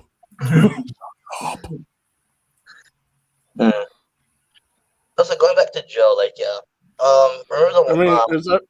I feel like you're just gonna say Joe because that's just the most familiar Patrick so far. Well, of course, but I'm just gonna mention this part about him. Remember that Thanksgiving episode where his son returns? Yes, Swanson. Remember the joke? Oh God! But do you remember the joke Peter was making about Kevin came in at a bad time? He's like, "Kevin, go outside. I'm about to tell a joke," and he said something about son die. Wait, hey Joe, what's your favorite kind of tomato? Is it sun-dyed tomato? And I was like, you son of a bitch. Oh man. But yeah, going to the flashbacks of that episode, one of the few times, it was Joe and his son that was young at the time, and yeah, Joe actually did something really nice. Even though like he was trying to stop that guy, he didn't know like what kind of trouble he was going through with his family. So like it was a very nice thing to do. Yes. Yeah. All right then. All that aside, I'm about to beat somebody's ass right now because the Royal Pain is here. Hmm. Yeah, this right here. This was one of those shocking Oh. ones. What? Yeah, oh, you start Oh. to remember now? Wait, I don't. Wait, Wait, what? I Why? remember seeing Sky High again, but I don't think I remember Patrick being the Royal Pain. Okay, so yes, so Well, Royal Pain or turns out to not. be like, okay, if you yes, Royal Pain turns out to be, yes, he's supposed to be the nemesis of Will Stronghold's father, the commander, and it turns out to be his crush from high school, Gwen, I believe. Yeah, I know that one, but I didn't know if it was like like Well, yes, the Patrick voice provides. modulating helmets. Yes, well, Patrick provides the voice whenever Gwen wears the helmet. Yeah. It's pretty cool. Like, yeah. And even though I didn't see the movie yet, Sky High is like one of those like movies with a fantastic cast. Exactly. Yeah. It's one of those movies. Tom Kenny and Jill Teller are together. Yes. Uh, but in your opinion, what's your score for the Royal Pain? Well, yes, yes, a typical 100 because once again, shocked me. Nice. This is Agent 1. Where's Agent 2? Because we're about to go to the Fair Appearance universe. Yeah, one of the many few times that he Agent actually 1 played and a 2. Hmm. Go on first. one of the many few times that actually did play a black character. Both agents, a black agent and a white agent. Yeah. Agents Black and White. This isn't Johnny Test. This is I thought like those guys were like parodies of Men in Black, to be fair. Yeah, they are actually. Yeah, the guys in white are a parody of Men in Black. yeah. That is true. Yeah. But for Patrick to play both, like, voicing two characters, like, that's really a surprising one. Yes. Uh, I just love like they're just funny moments, especially even the yelling and all that. Yeah, even though like, they were trying to stop Timmy and all that, I I thought they were really really cool. Like I'll give them a 10 out of 10. Mm, 9. You, Bobby? I'd say I think I probably give 10 out of 10. Nice. Well, I put this next one for Christian, but what's the deal with that now? What are we gonna talk about now? Yeah. But I put this for Christian. I mean, any Seinfeld fans out there that want to talk about this? Nobody? No, okay then. Right. Okay, so now that we're going to his live action roles here and there, you want to talk about his character in Men in Black? Ah, right. I mean, like that one guy that was unaware that there was an alien, like, like disguised as like some kind of like. Even though I filmed it for Hall of the Greats, it's just been a while. Like, what did he do again? I remember, like, yeah, they erased his memory and told, like, they were telling him, like, now just go find a woman and have a family with her, which is true because in the next movie, the same actors that played the waitress, because the waitress was like, asking, Patrick Warburton's character out on a date, and eventually they do have kids. Oh, that's nice. I'm glad to know. Yeah, but yeah, even though like yeah, it's been a while as me as well, but it was cool to find out that he was part of a good movie franchise. Yes. Yeah, I'll give it a 10 out of 10. Take your word for it. All right, he was a Family Guy, but did you know he played Guy? Yeah, and like despite Family Guy being the way how it is, this is where I kind of like really heard him drop the F bomb. Really? Huh? Yeah. Huh? And how did it go again? I mean, like it's kind of like when he first shown with a black guy and it was like, Jesus, guy, you look like crap. What happened to you? And he's like, yeah, I know, I got freaking wasted. There was this phone line for a guy to come in and beat me up. It just seems so freaked up. Yeah, I really like his character, especially in the second movie where he's dressed as a tick and Michael Dorn's dressed as his character from Star Trek. I really like that reference. Yeah, it was awesome. And yeah, my rating 10 out of 10 for me. Same. All right. I also put this for anybody that put watch Get Smart. Well, I remember from what I got, there was these two guys trying to intimidate him, and then he gave them like girly names, and that's all I remember. Okay. Next one, The Tick. If we know, I didn't watch this series from Patrick Warburton that much from live action, but it was surprising to find out that he actually played The Tick because it's such a good role for him. Like he definitely got the body structure and the voice down. And yeah, even though I didn't see it that much, I give it like a 9 out of 10. Same. I saw some little clips from Watch Mojo, and then eventually saw like the first episode about how it went. It was really shocking to hear him say like, "Java Devil, you are now my bee." Oh wow. Nice. Yeah. All right, next one. His character from Planes, Fire and Rescue. If anybody watched the movies. No, sorry. I did not see that. All right then. I guess it's going to be his last one. Yeah. When he plays Superman in American Express, the commercial. Yeah, when I found out he played Superman, I was like, it's a good voice. Then again, back then, he could play Superman for live action, in my opinion. I guess. Yeah. I mean, and he only voiced him one time, which is, kind of like, a downer. But in my opinion, I give it a 10 out of 10. Like, it was just a perfect voice. I mean, yeah, it made a few shockers to me. And yeah, and I believe, this is his first DC character. Even much more. Yeah. I think I also give it 10 out of 10. Yeah. All right, then. Now that we're done with Patrick. Wait, Hey! no. Okay, What happened? we're done with Patrick for now. Let's give him some private time, okay? Wait.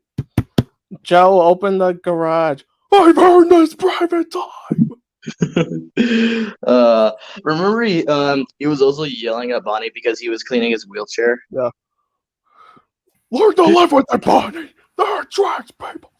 This is my wheelchair. This wheelchair is mine. but this was mine. Without me, Maybe people don't like it. This was mine. Without my wheelchair, I'm useless. This wheelchair. Without shut up. Okay. Okay. Wait.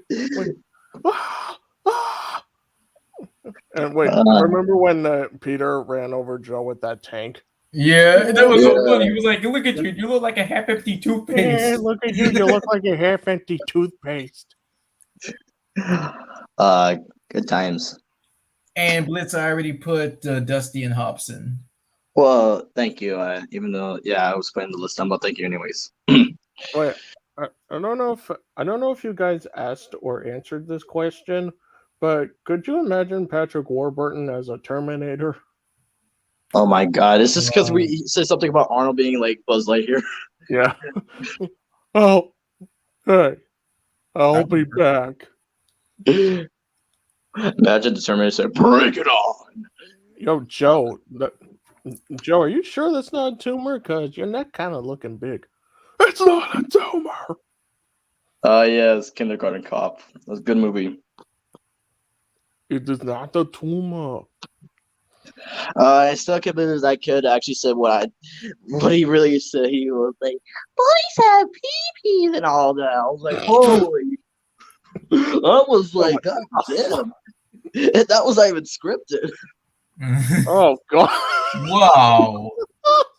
I was like, "Wait, where did the kid learn this?" Where'd you know? Probably from accidentally parents. learned out when walking in on parents at the wrong moment. Mommy, Daddy, what are you doing? We're just hugging. To go away. We're just doing our taxes, sweetie. Oh, I knew you were gonna say Wait, what was that reference to? I'm sorry. that. Yeah, close enough. Yeah, that was from, I saw it from a trailer. Oh, okay, I got you. Wow, good time. All right then. Now we get to Dana Snyder with one of his best roles ever. Gonna slip out of this. It's Master Shake. Master Shake. Yo, you know what all that is. Yeah, this is one of the few times I got introduced to Dana Snyder. And Master Shake as a character, yeah, I really liked him. Like, he's a cool character. He just have his like moments with, especially with Meatwad, because he hates him so much. Yeah, and I feel bad for Meatwad here and there. It's like, oh, Mr. Slick, why don't you love me? Just love me. Why don't you love me? And then it's being a critic about him and all that. But there are just moments with him and Frylock. Of course, Frylock has to be the reason, like the voice of reason to him. But overall, yeah, throughout the years I watched Aqua Teen Hunger Force, Master Shake is proven to be like number one for Dana Snyder, in my opinion, and I give him 1,000,000 out of 10. Yes, well, I do agree with half the stuff. Despite the fact that he would most likely be one of the funniest characters, he still has that, kind of attitude, like that one friend in your group who just likes to be like a smart arse and just get on everybody's nerves and just be a total just nuisance whenever he can, just do whatever the heck he wants, get away with it. But it's just nothing but classic. Your rating? Yeah, 10. Mm. You, Bobby?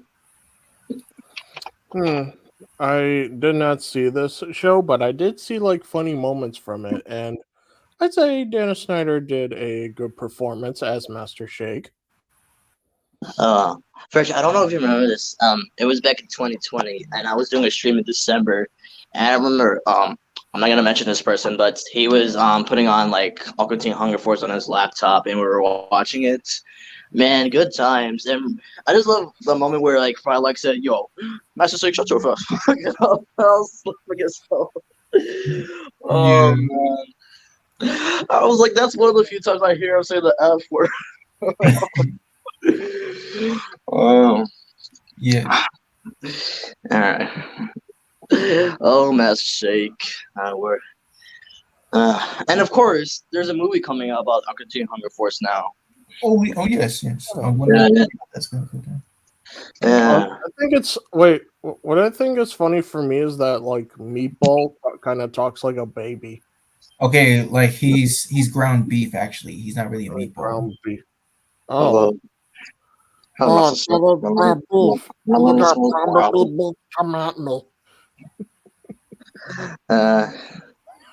Man, this was one of the best from Adult Swim as a kid. wait, hey, I got beef with you, pal. Meanwhile, shut your ass up. I'm taller than you. Meatball, shut your ass up. I'm taller than you. You have no regards for women because they have the organs you wish that you had. Hey, fellas, why are you fighting? Hey, why are you guys fighting? Master Shake, did you start it again? What do you think? I start everything. That's why I stole the show. I'm in charge of everything. Why do you think I start everything? I started all over. Sick. Yeah, another cool fact about the whole cast of like Aqua Teen Hunger Force. This is three main, cast members.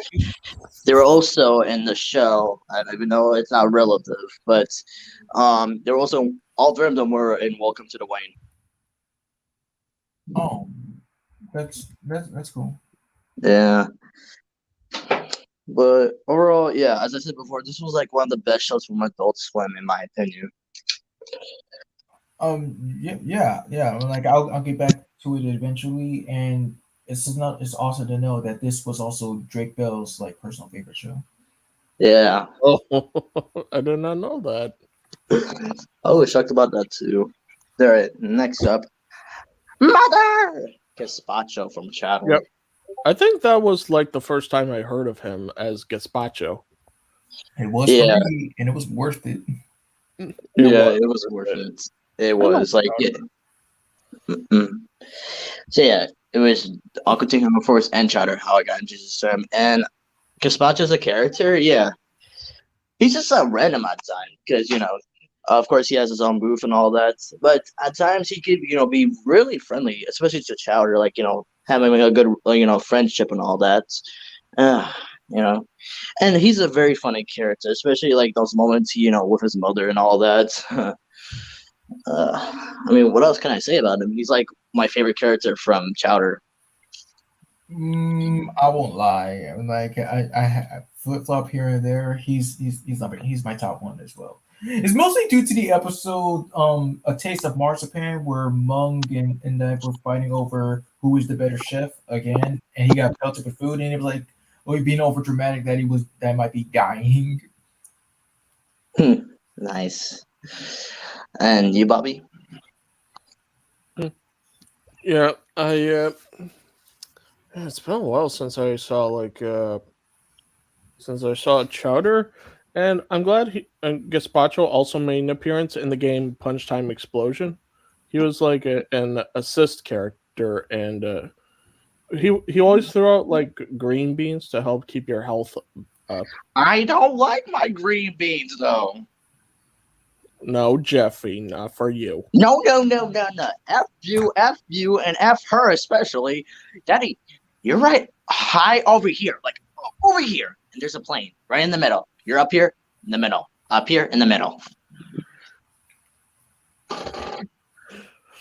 Daddy, whatever you're smoking, I want some of it because clearly you're fucking high.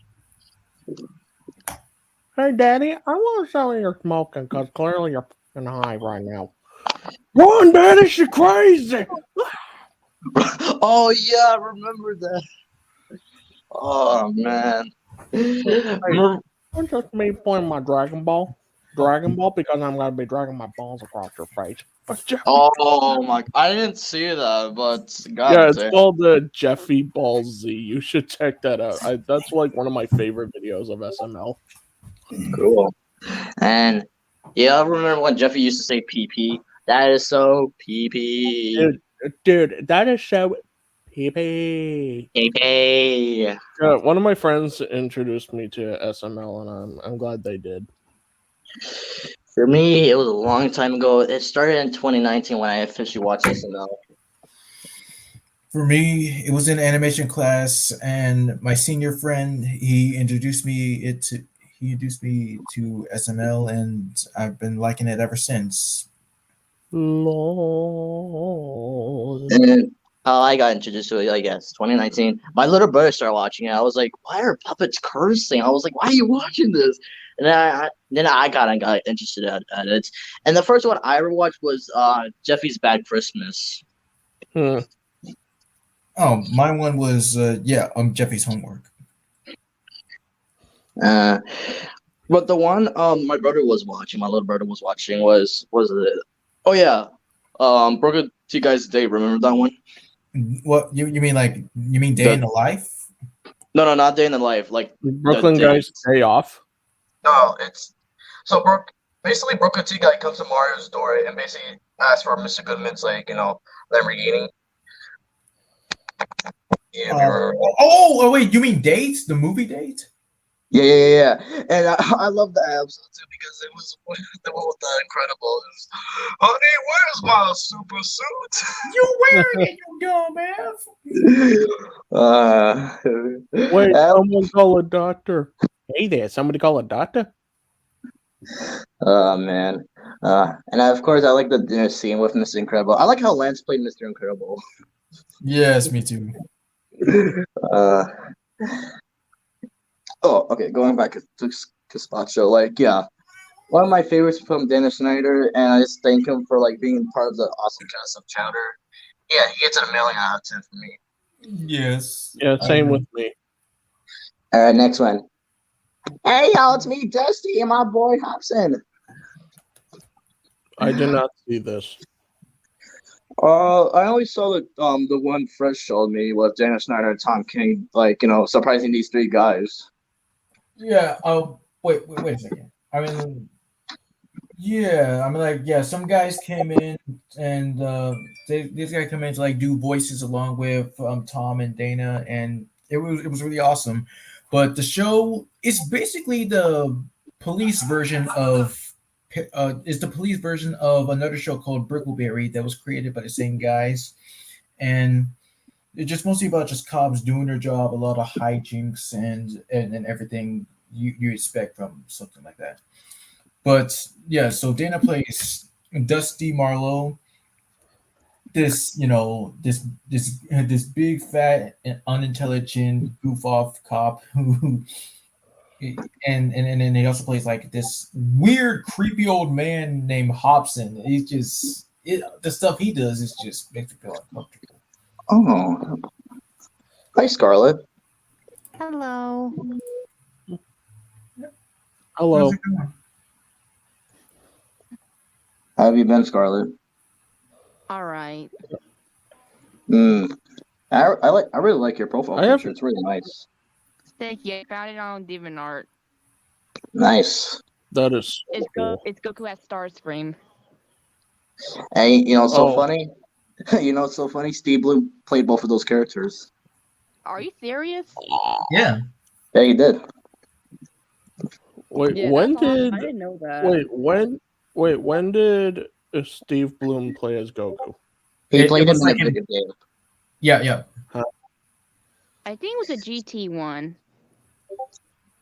It was just some video game that was based on like the live action movie, which was completely dumb. Wait. Oh, I'm sorry for asking this. There was a live action one? Yes, there was a live action Yeah. Dragon Ball in the 2000s. I heard about it. Oh, dang. So it basically got like the same rates as the Avatar movie. Well, you would say that. Or lower. Like the actors that play like the characters, like did you know any of them like who were playing the characters? I do not know, but let's refresh her. Yeah. That's cool. Alright. Now going back with Dusty and Hobson.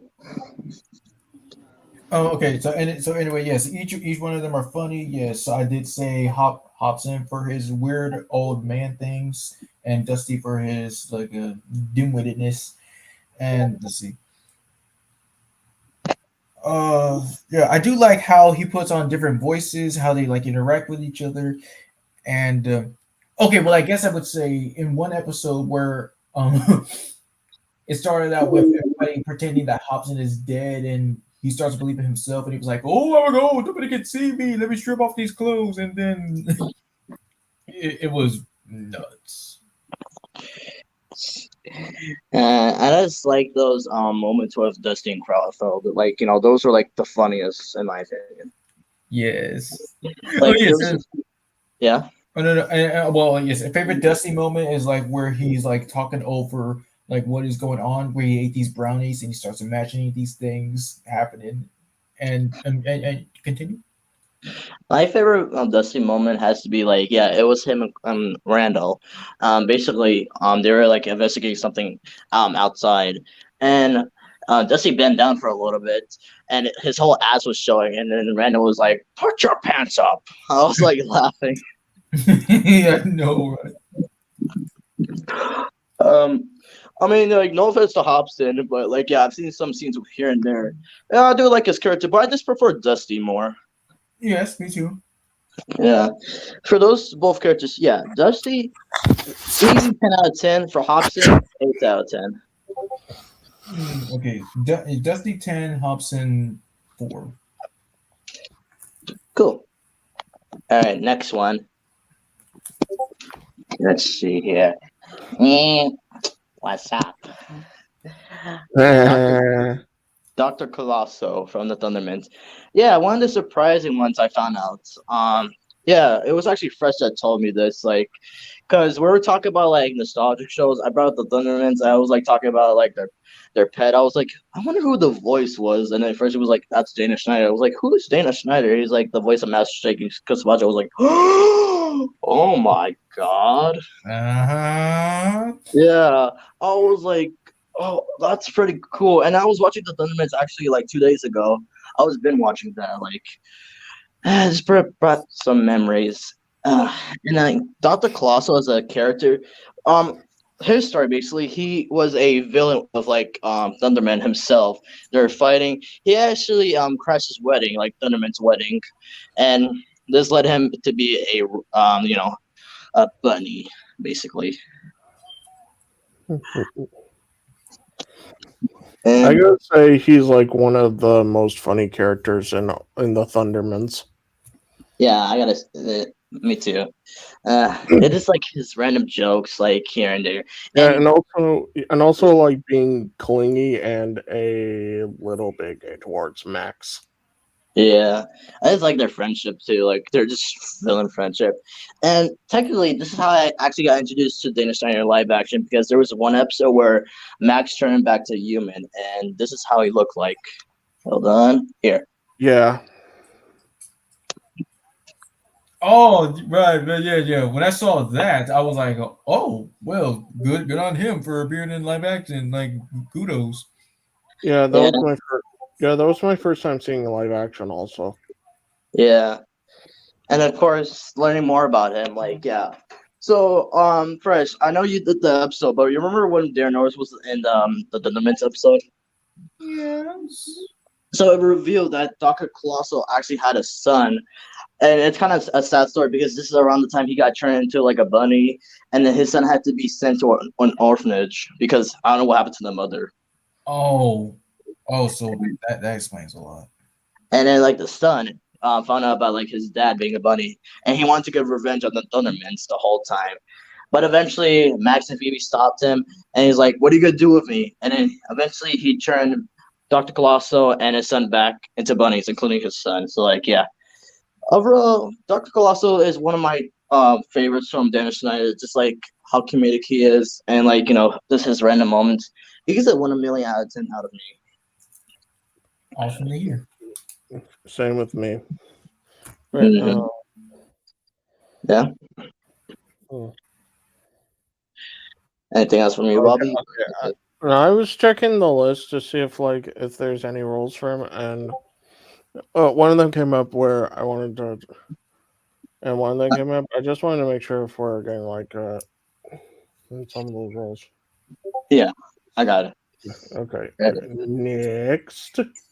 Ooh, I'm gonna scratch you somebody. Ooh. Scratch from the Ghost and Molly McGee. Would you Yeah, like to talk about this, Bobby? sure. Now we all know the plot of the Ghost and Molly McGee, and just like when I first heard him in the trailer, him being Scratch, I was like, oh, I recognized it immediately. Yeah. It was it was like so much fun, and him being with the McGee's. I liked the fun adventures that they go through and how close him and Molly have becoming as like best friends. Nice. Did you guys see the season 1 finale of it? No, And I've seen like some episodes here and there. I just really want to see like what the show was like. It was good or bad. It was really good, even though I didn't watch like all the episodes. How I first got introduced to this show, like before the show even came out, one of my friends named Cinnabol, like he posted the intro song a year before the release. And I must say, when I found out that Dana Star was going to be in the show, I was like, this is a like really good opportunity for him because like this is another Disney role for him other than Fish Hooks. Yeah. Wait, I also like how he tried to be like really spooky. The effects on that were just amazing. I mean, a Ghost with Dana Schneider voice, like I can't see scary, I just see funny. Yeah. I think yeah. Go ahead. Yeah. I think I just want to say fun scary. Yeah, you can say that too. And continue with you first. Yeah, when I first saw the promo of this, I was like, "Well, look at that! It's not, Dana's getting much more, and he's still going for some more awesomeness." And I'm happy for him to do that. This is, like you do deserve to keep on going, whatever it is you're doing, to just give your game. You know that. Yeah, and my rating for like Scratch for being like one of the awesome characters from Dana, 10 out of 10. For this, I'll take your word for it. Yeah. You, Bobby? I also give him a 10 out of 10. Awesome. All right, next up. Hey, you kids these days, you don't understand where I have to go through. I Grandpa's. did not know this. So yeah, Yeah, how I found. Yeah. wait. Let me be clear. I did not know he played as Grandpat Star on the Patrick Star Show. It's okay. For me, how I found it, in Behind the Voice Actors before the show aired, I was in Behind the Voice Actors just randomly, and until I saw the cast, um, and of course Thomas F. Wilson returned as Patrick's dad. Cree Summer was playing his mom. Jill Talley was playing the sister, and I was like really shocked that Dana Snyder was playing, the grandpa. And of course, this could have been done while Bill Fuckabaki and the voice director Tom Kenny. Yes. Yeah. And with Grandpa Star, yeah, as he claims he's like one of the smartest from like the Star family, even though like Bunny Star, Patrick's mom, was the first one to graduate from college. So I don't know what happened there. Oh, right. But Grandpa, like, yeah, I remember the interview I was watching, like, basically how Dana was explaining Grandpa Star. I was like, "Well, my whole family, especially my grandson, is a big boob." I was like, yeah, he totally gets it now. But him as a character, I I really like it. I give him a 9 out of 10, even though there's like some cons here, but I still, like him as a character. Do you guys have any opinions or no?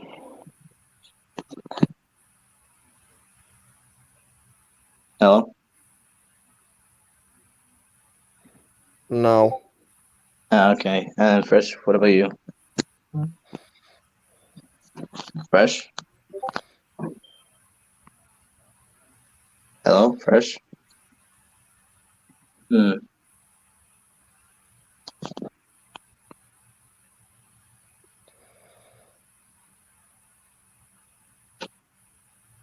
Um,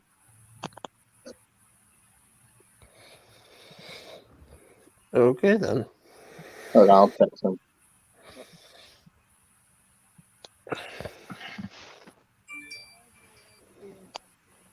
Oh, his phone's there.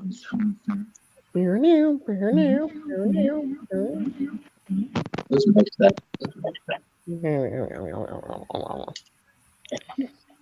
Excuse me. That's okay. What's your profile picture supposed to be anyway? Who? Me or Bobby? Yours? Mine's? I am Dr. Yeah. Colossal from the Nickelodeon show, The Thundermans, one of the best Nickelodeon shows out there. I remember that show. I used to watch when I was younger. I didn't see it for years. I had the honor to watch it again on Netflix, which was very, very nostalgic. It was a good show. I can't. It brings back so much memories. Yeah, it did. And Scarlett, you know about the new Transformers show, Transformers Earth Spark? Oh, I heard of it. And I have a surprise for you. What is it? Steve Bloom comes back as Starscream. Yes. I Yeah. knew it. Cause he does so good at Starscream. Yeah. Also, Darren Norris is returning in the cast, but he's not playing Knockout. He's playing another character. Who is it? He's playing a drama teacher named Mrs. Smelt. Oh, I see. Smelt. I got a question. How old is Optimus Prime's voice actor? His voice actor, his name is Alan Tudyk. You may know him from Wreck-It Ralph. Where he played King Candy. Oh yeah, King Candy. And he was also in Moana, where he plays like that rooster that goes. "Ah! Ah!" Wait, he played the dumb rooster? Yeah, Yeah, who ate that freaking rock? yeah. Oh my And god. he also played Superman, The Flash. Let's see here. He also played many other roles. He was also in Adventure Time. And there was I many love more. Adventure Time. It was a good cartoon. It is, and I even saw the ending, not in like episode, but I saw a clip, and it was so sad. Yeah, because Flynn lost his freaking arm. Yeah. Let's see here. I didn't Oh know. yeah, I didn't know Tom Kenny was in it. yeah. Of course, he was known for playing the Ice King. Do you know what the Ice King means? You're icy and cold. Oh, that's just my life, then. I found this other picture on Demon. I found Goat Vegeta as Thundercracker, I think. Cool. And even though I didn't watch like more episodes of the Earth Spark, I can't wait for more. Like when I heard Sea Bloom was returning. Oh, I'm sorry. But when I heard that Sea Bloom was returning as Starscream, because I saw a clip on YouTube where it shows Starscream for the first time, and when I heard the laugh, I was like, "He's back! He's back! Back Wait, again!" I think you. Wait, was your reaction like this? He's back. Or like from Agent Stone from Sonic the Hedgehog 2. He's back! It was not that kind of reaction. I didn't even say anything out of my mouth. It was my face expression. I was like, No, I meant like how it felt, but "Oh, okay. then yeah." Agent Stone's reaction. I was like, "Oh my god, he's back! He's back!" He's back! Yes, he's back on Starscream and thrown to the Decepticon race, even though Megatron turned into a hero in the new show. Decepticon race. Wait, how does he sound like when he's Starscream? What's his voice like? He's like he's like it's the same voice he uses for the Green Goblin from Spectacular Spider-Man. Well, I was gonna say like this. I am Starscream, supposed leader of the Decepticons, even though Megatron is kind of a huge dick. Yes, Starscream. Back again with the air throne. If he did like a little more demonic voice, then he would sound like Vilgax. Vilgax, yeah. Or even Darkseid, because he did play Darkseid too. Oh wait! Oh my god! Now I'm thinking like a Darkseid fused with Vilgax, because if you remember in UAF, they did his laser eyes as a reference to Darkseid's Omega beams. Yeah. I remember that. I didn't notice that until after I learned about Darkseid. Finally, the universe is all mine. I am the god of gods. You dare mock the god of apocalypse. Good times. Wait, I think if we're gonna wait, I wonder if someday we're gonna do a video of remembering legends of Steve Bloom. Maybe Scarlett might be excited to come on there. Yeah, it depends. Oh, hold on. I'm just gonna. If she wants to come on there. Alright, guys, he's back again with the tight jeans on. Well, you know, it's all about it's a learning base. That's all it is. It's just learning. Okay, that's fine. And before you left, I was gonna ask, do you have an opinion about Grandpad Star or no? Well, I do like how once again, like how he is portrayed to be the smartest one in the family. I like that. Yeah. All right, next one, Mr. Baldwin from Fish Hooks, the teacher of the school to go to. Yeah, one of the first. I believe this was like the first time I heard him. This is like the many first times. No. When I first time heard him on Disney, that one makes sense. Same with me. Yeah. So Mr. Baldwin, yeah, he's basically the seahorse teacher. And yeah, he does everybody doesn't listen to him. Like, although he's trying to be like a teacher and all that, he just sad like sometime here and there. But it was cool to find out. And yeah, I did learn this when I was little that like the male seahorses actually give birth. Yeah.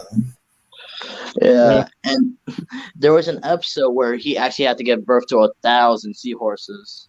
Oh, I don't even want to think about that. I remember that episode actually. Yeah, and I remember because the next episode was like he had enough like watching the babies, so basically he had to assign the students each a baby to watch. And I remember one of the babies were not actually a baby, It was like a crook. He basically reminded me of Baby Eddie from Jim Neutron. Nice. What? Uh, I'm Baby Eddie. Yeah, I'm a baby. Deal with it. You remember that weird cousin?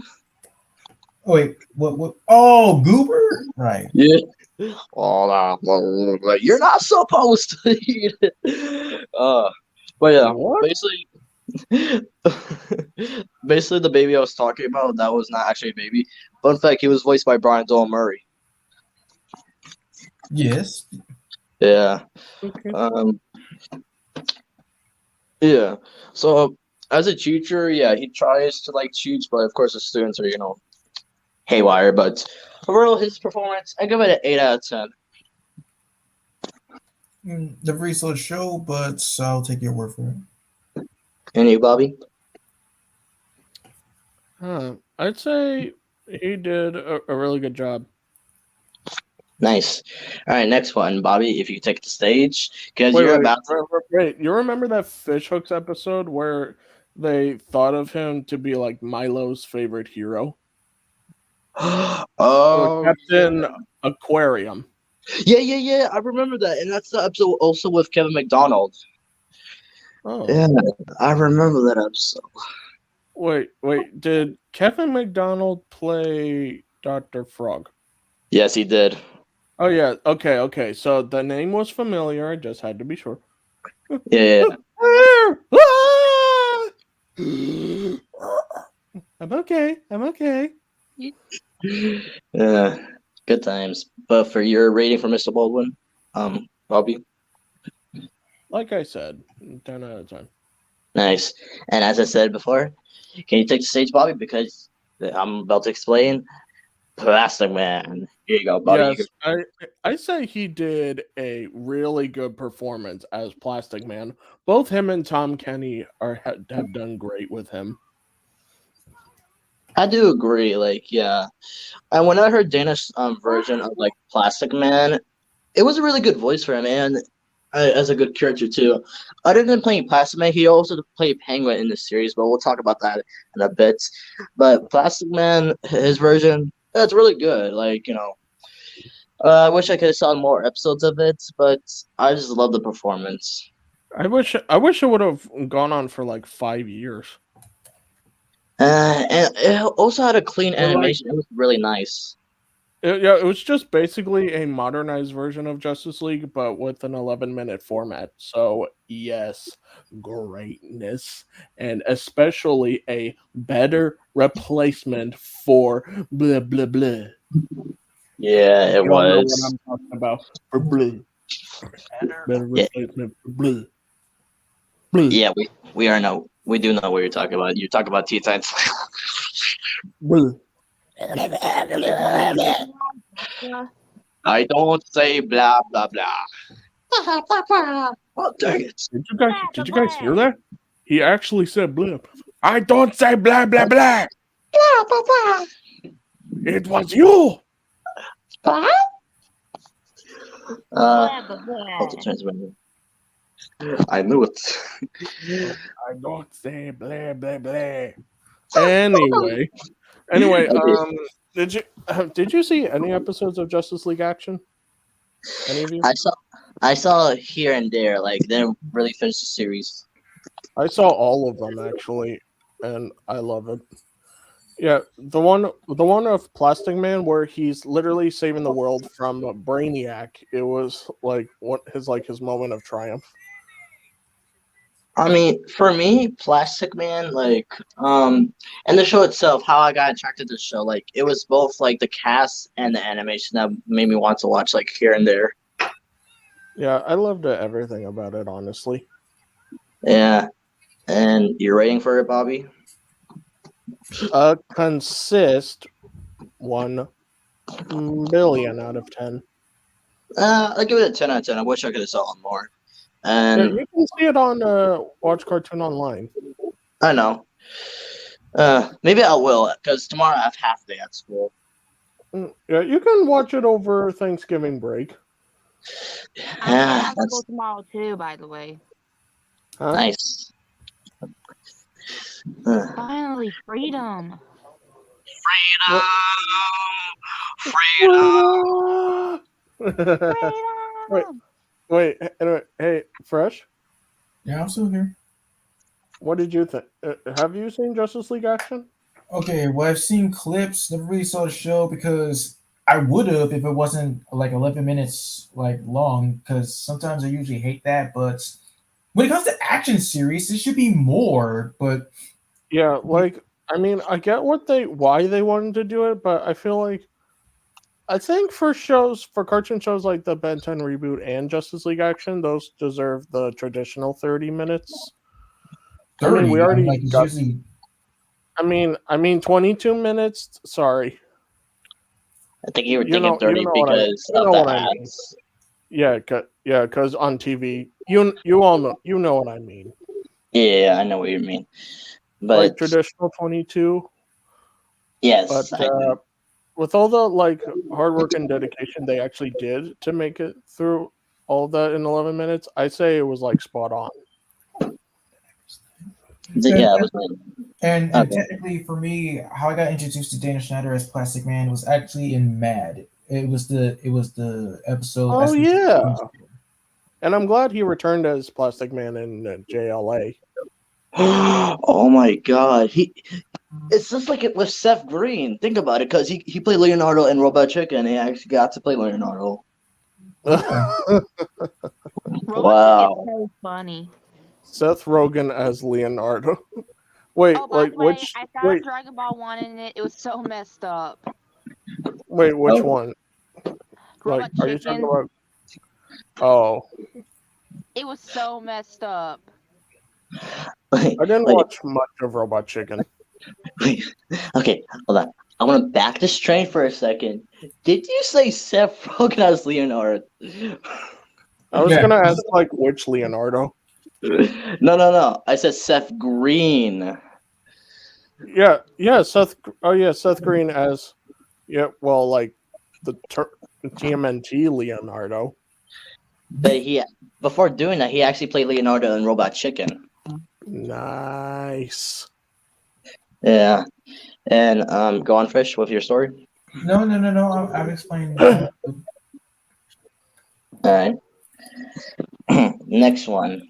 The Penguin.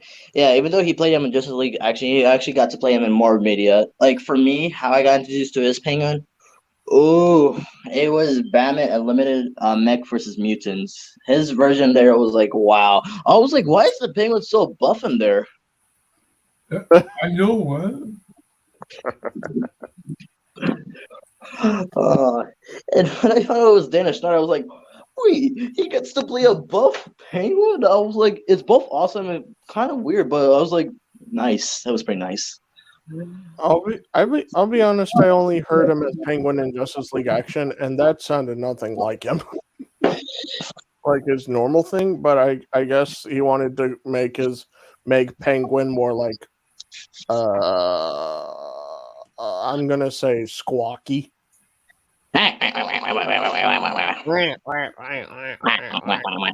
Conta. That's good. That's a good addition you got there, brother. Thank you.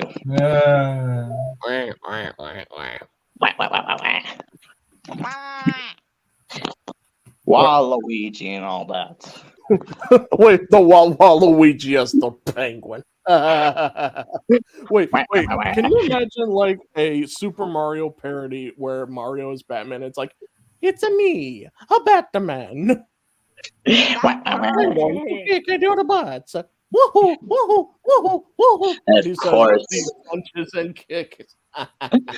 And of course. And the Batarangs have his mustache. Oh my god, that's smart. Wait. For Luigi, I guess he could be either Nightwing or Robin. I see Robin more. Yeah. Okay. Although, yeah. Wait. No, wait. Wario is Penguin because Yeah, and Waluigi could be the Riddler. I was gonna say the Joker, but okay. Guys, I got a question. Who's Wario supposed to be based off of? He's not based off of anybody. He like his name is supposed to be the representation for bad, which is watery. Like he's just supposed to be like Think of him as like think of him as like the anti-version of Mario. Yes. Because Yeah. because the W is like upside down for Luigi. It's Well, actually, the L is upside down for Waluigi. Yes. Yeah. Like, For some reason, I don't know. I guess I don't know why, but I thought it would be like backwards or something. But anyway, I was I gonna didn't say play like, Mario for years.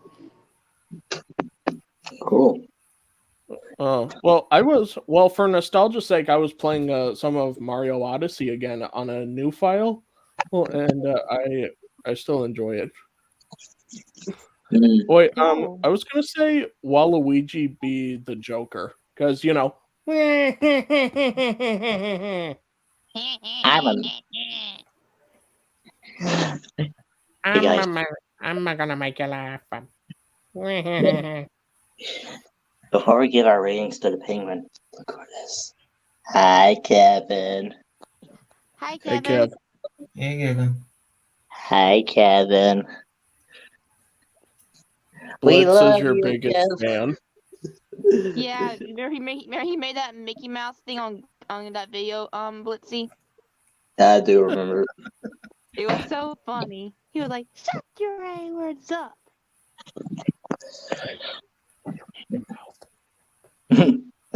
But going back to the Penguin, yeah, Dana Snyder's version. Yeah, go ahead. I was gonna say for my oh, there goes Scarlet. I was gonna say like my rating for him would be 5 out of 10. For me, 7 out of 10 because of I was just thinking the design from Mech versus Mutants. I was like, yeah, I'm gonna go with this. Yeah, I was like more used to Nolan North as Penguin. For me, it has to be Tom Kenny. Then again, the one and best one, in Yeah, my opinion, yeah. has to be Danny DeVito's version, hands down. Oh, yeah, I remember that version. But for Tom Kenny in animation, he gets 10 out of 10. True. And what do you call it? And Fresh shoots a rating for the Penguin. 6.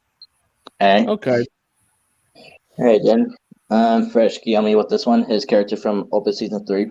I'm sorry. I kind of stopped at the third one. I only watched the first 2 ones, but the third one, all I know is that like he was just some kind of some llama with some kind of like accent. I don't know what it was, but some. I mean, like the voice that he gave him, he kind of almost sounded like freaking Sid the Sloth, but different. That's all I can like to describe him as. Huh. But yeah, I barely remember what happened in the third one, but I was shocked that he was in the cast. Oh, so what happened is like Boog, he got like entered into a circus and fell for a lady bear. That's all I know. Oh, okay then. All right. Next one, and I think this could be the last one if anybody else has from Dan Snyder. The various roles he plays in Mad. Now, me personally, the best character he played in Mad is my favorite. Has to be Benjamin Franklin. He did really cool. Yeah, and because of course, because like since he found the Omnitrix and became Ben 10 Franklin. Yeah. And of course, other than playing Benjamin Franklin, he also played Frosty the Snowman, Gustavo from Big Time Rush. Let's see here, Cosmo Slinky? from that. Huh? Yeah, Slinky. He was Slinky and yes, Cosmo. That was a good fit. Yeah, Cosmo. And yeah, with his voice for Slinky, it was really spot on. Yes. And Yeah, let's see. for his various roles, he really did a really good job. And let's see. He also played the Asker. Also, who could forget? Well, for me, who could forget him being a Benjamin Franklin? We already Well, I said did. him. Yeah, I did I mention that. think. Oh wait, you guys did. I am so sorry. I did not hear that. I was checking up on something else. That skit, I really loved that. I liked that he voiced that Benjamin and his aliens. Yeah, It was something. And let's see here. I think Yeah. he voiced the aliens. Wait, remember when he used NRG? Oh, I don't think this guy could fly. Well, actually, technically NRG could, but not in his suit. Hey guys, look at me! I can shoot lasers out of my eyes and tail. This is so much cooler than electricity. Big burn, me bigger burn.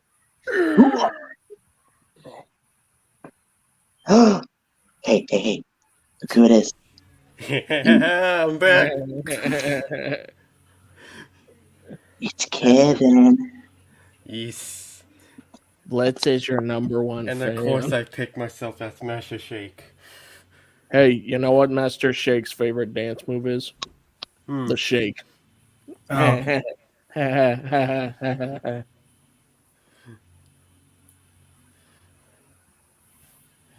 Anyway, welcome. Mm-hmm. How are you doing? Not much. Hmm.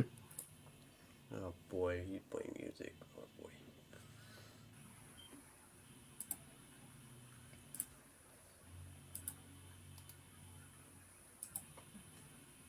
I'm back. But Kevin, I like the profile picture. It's really cool. Mm-hmm. Okay, so going back to the various roles, he also, I did say the Asker. He also played a shoe salesman. He played the fish from The Cat in the Hat. That's cool. he was the Riddler. Yeah, he was the Riddler. Man, that was cool. And he was the ghost of Christmas Present. Yes, as Fresh said before, Plastic Man. He was also Wizard from the Fantastic Four. He played Johnny Depp's character, if you know which one I'm talking about. I mean, if you be specific. He's green and small. Oh, Rango. Oh, Yeah. Honestly, that's not a bad role for him. Let's see. Oh yeah, who is that short guy from one of the Shrek movies? What was his name? Rumpelstiltskin? Yeah, he also played a Mad. He also played Gargamel. That's a good role. He played Han Solo. he was one of the announcers for Celebrities Without Their Makeup. Oh, I remember those. Man, that was awesome. Yeah. He also played Lakitu from Mario. You know Lakitu, right? The one who starts the race. Yes, we know. And lastly, from Matt, he also played Wario. Yes. But yeah, when I found out he was in Matt along with other voice actors that I knew, I was like, he had a lot of cool roles throughout the years of voice acting, in my opinion. Agreed. Yeah.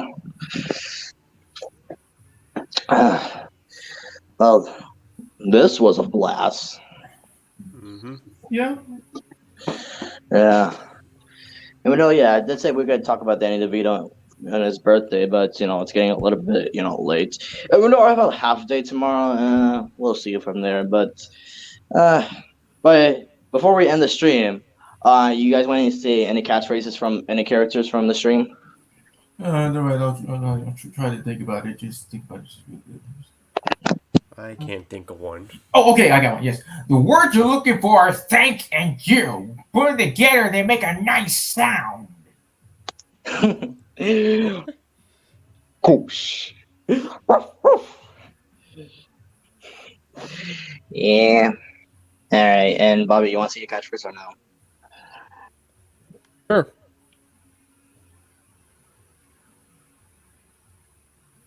I'm waiting. Yeah. Wait, a catchphrase.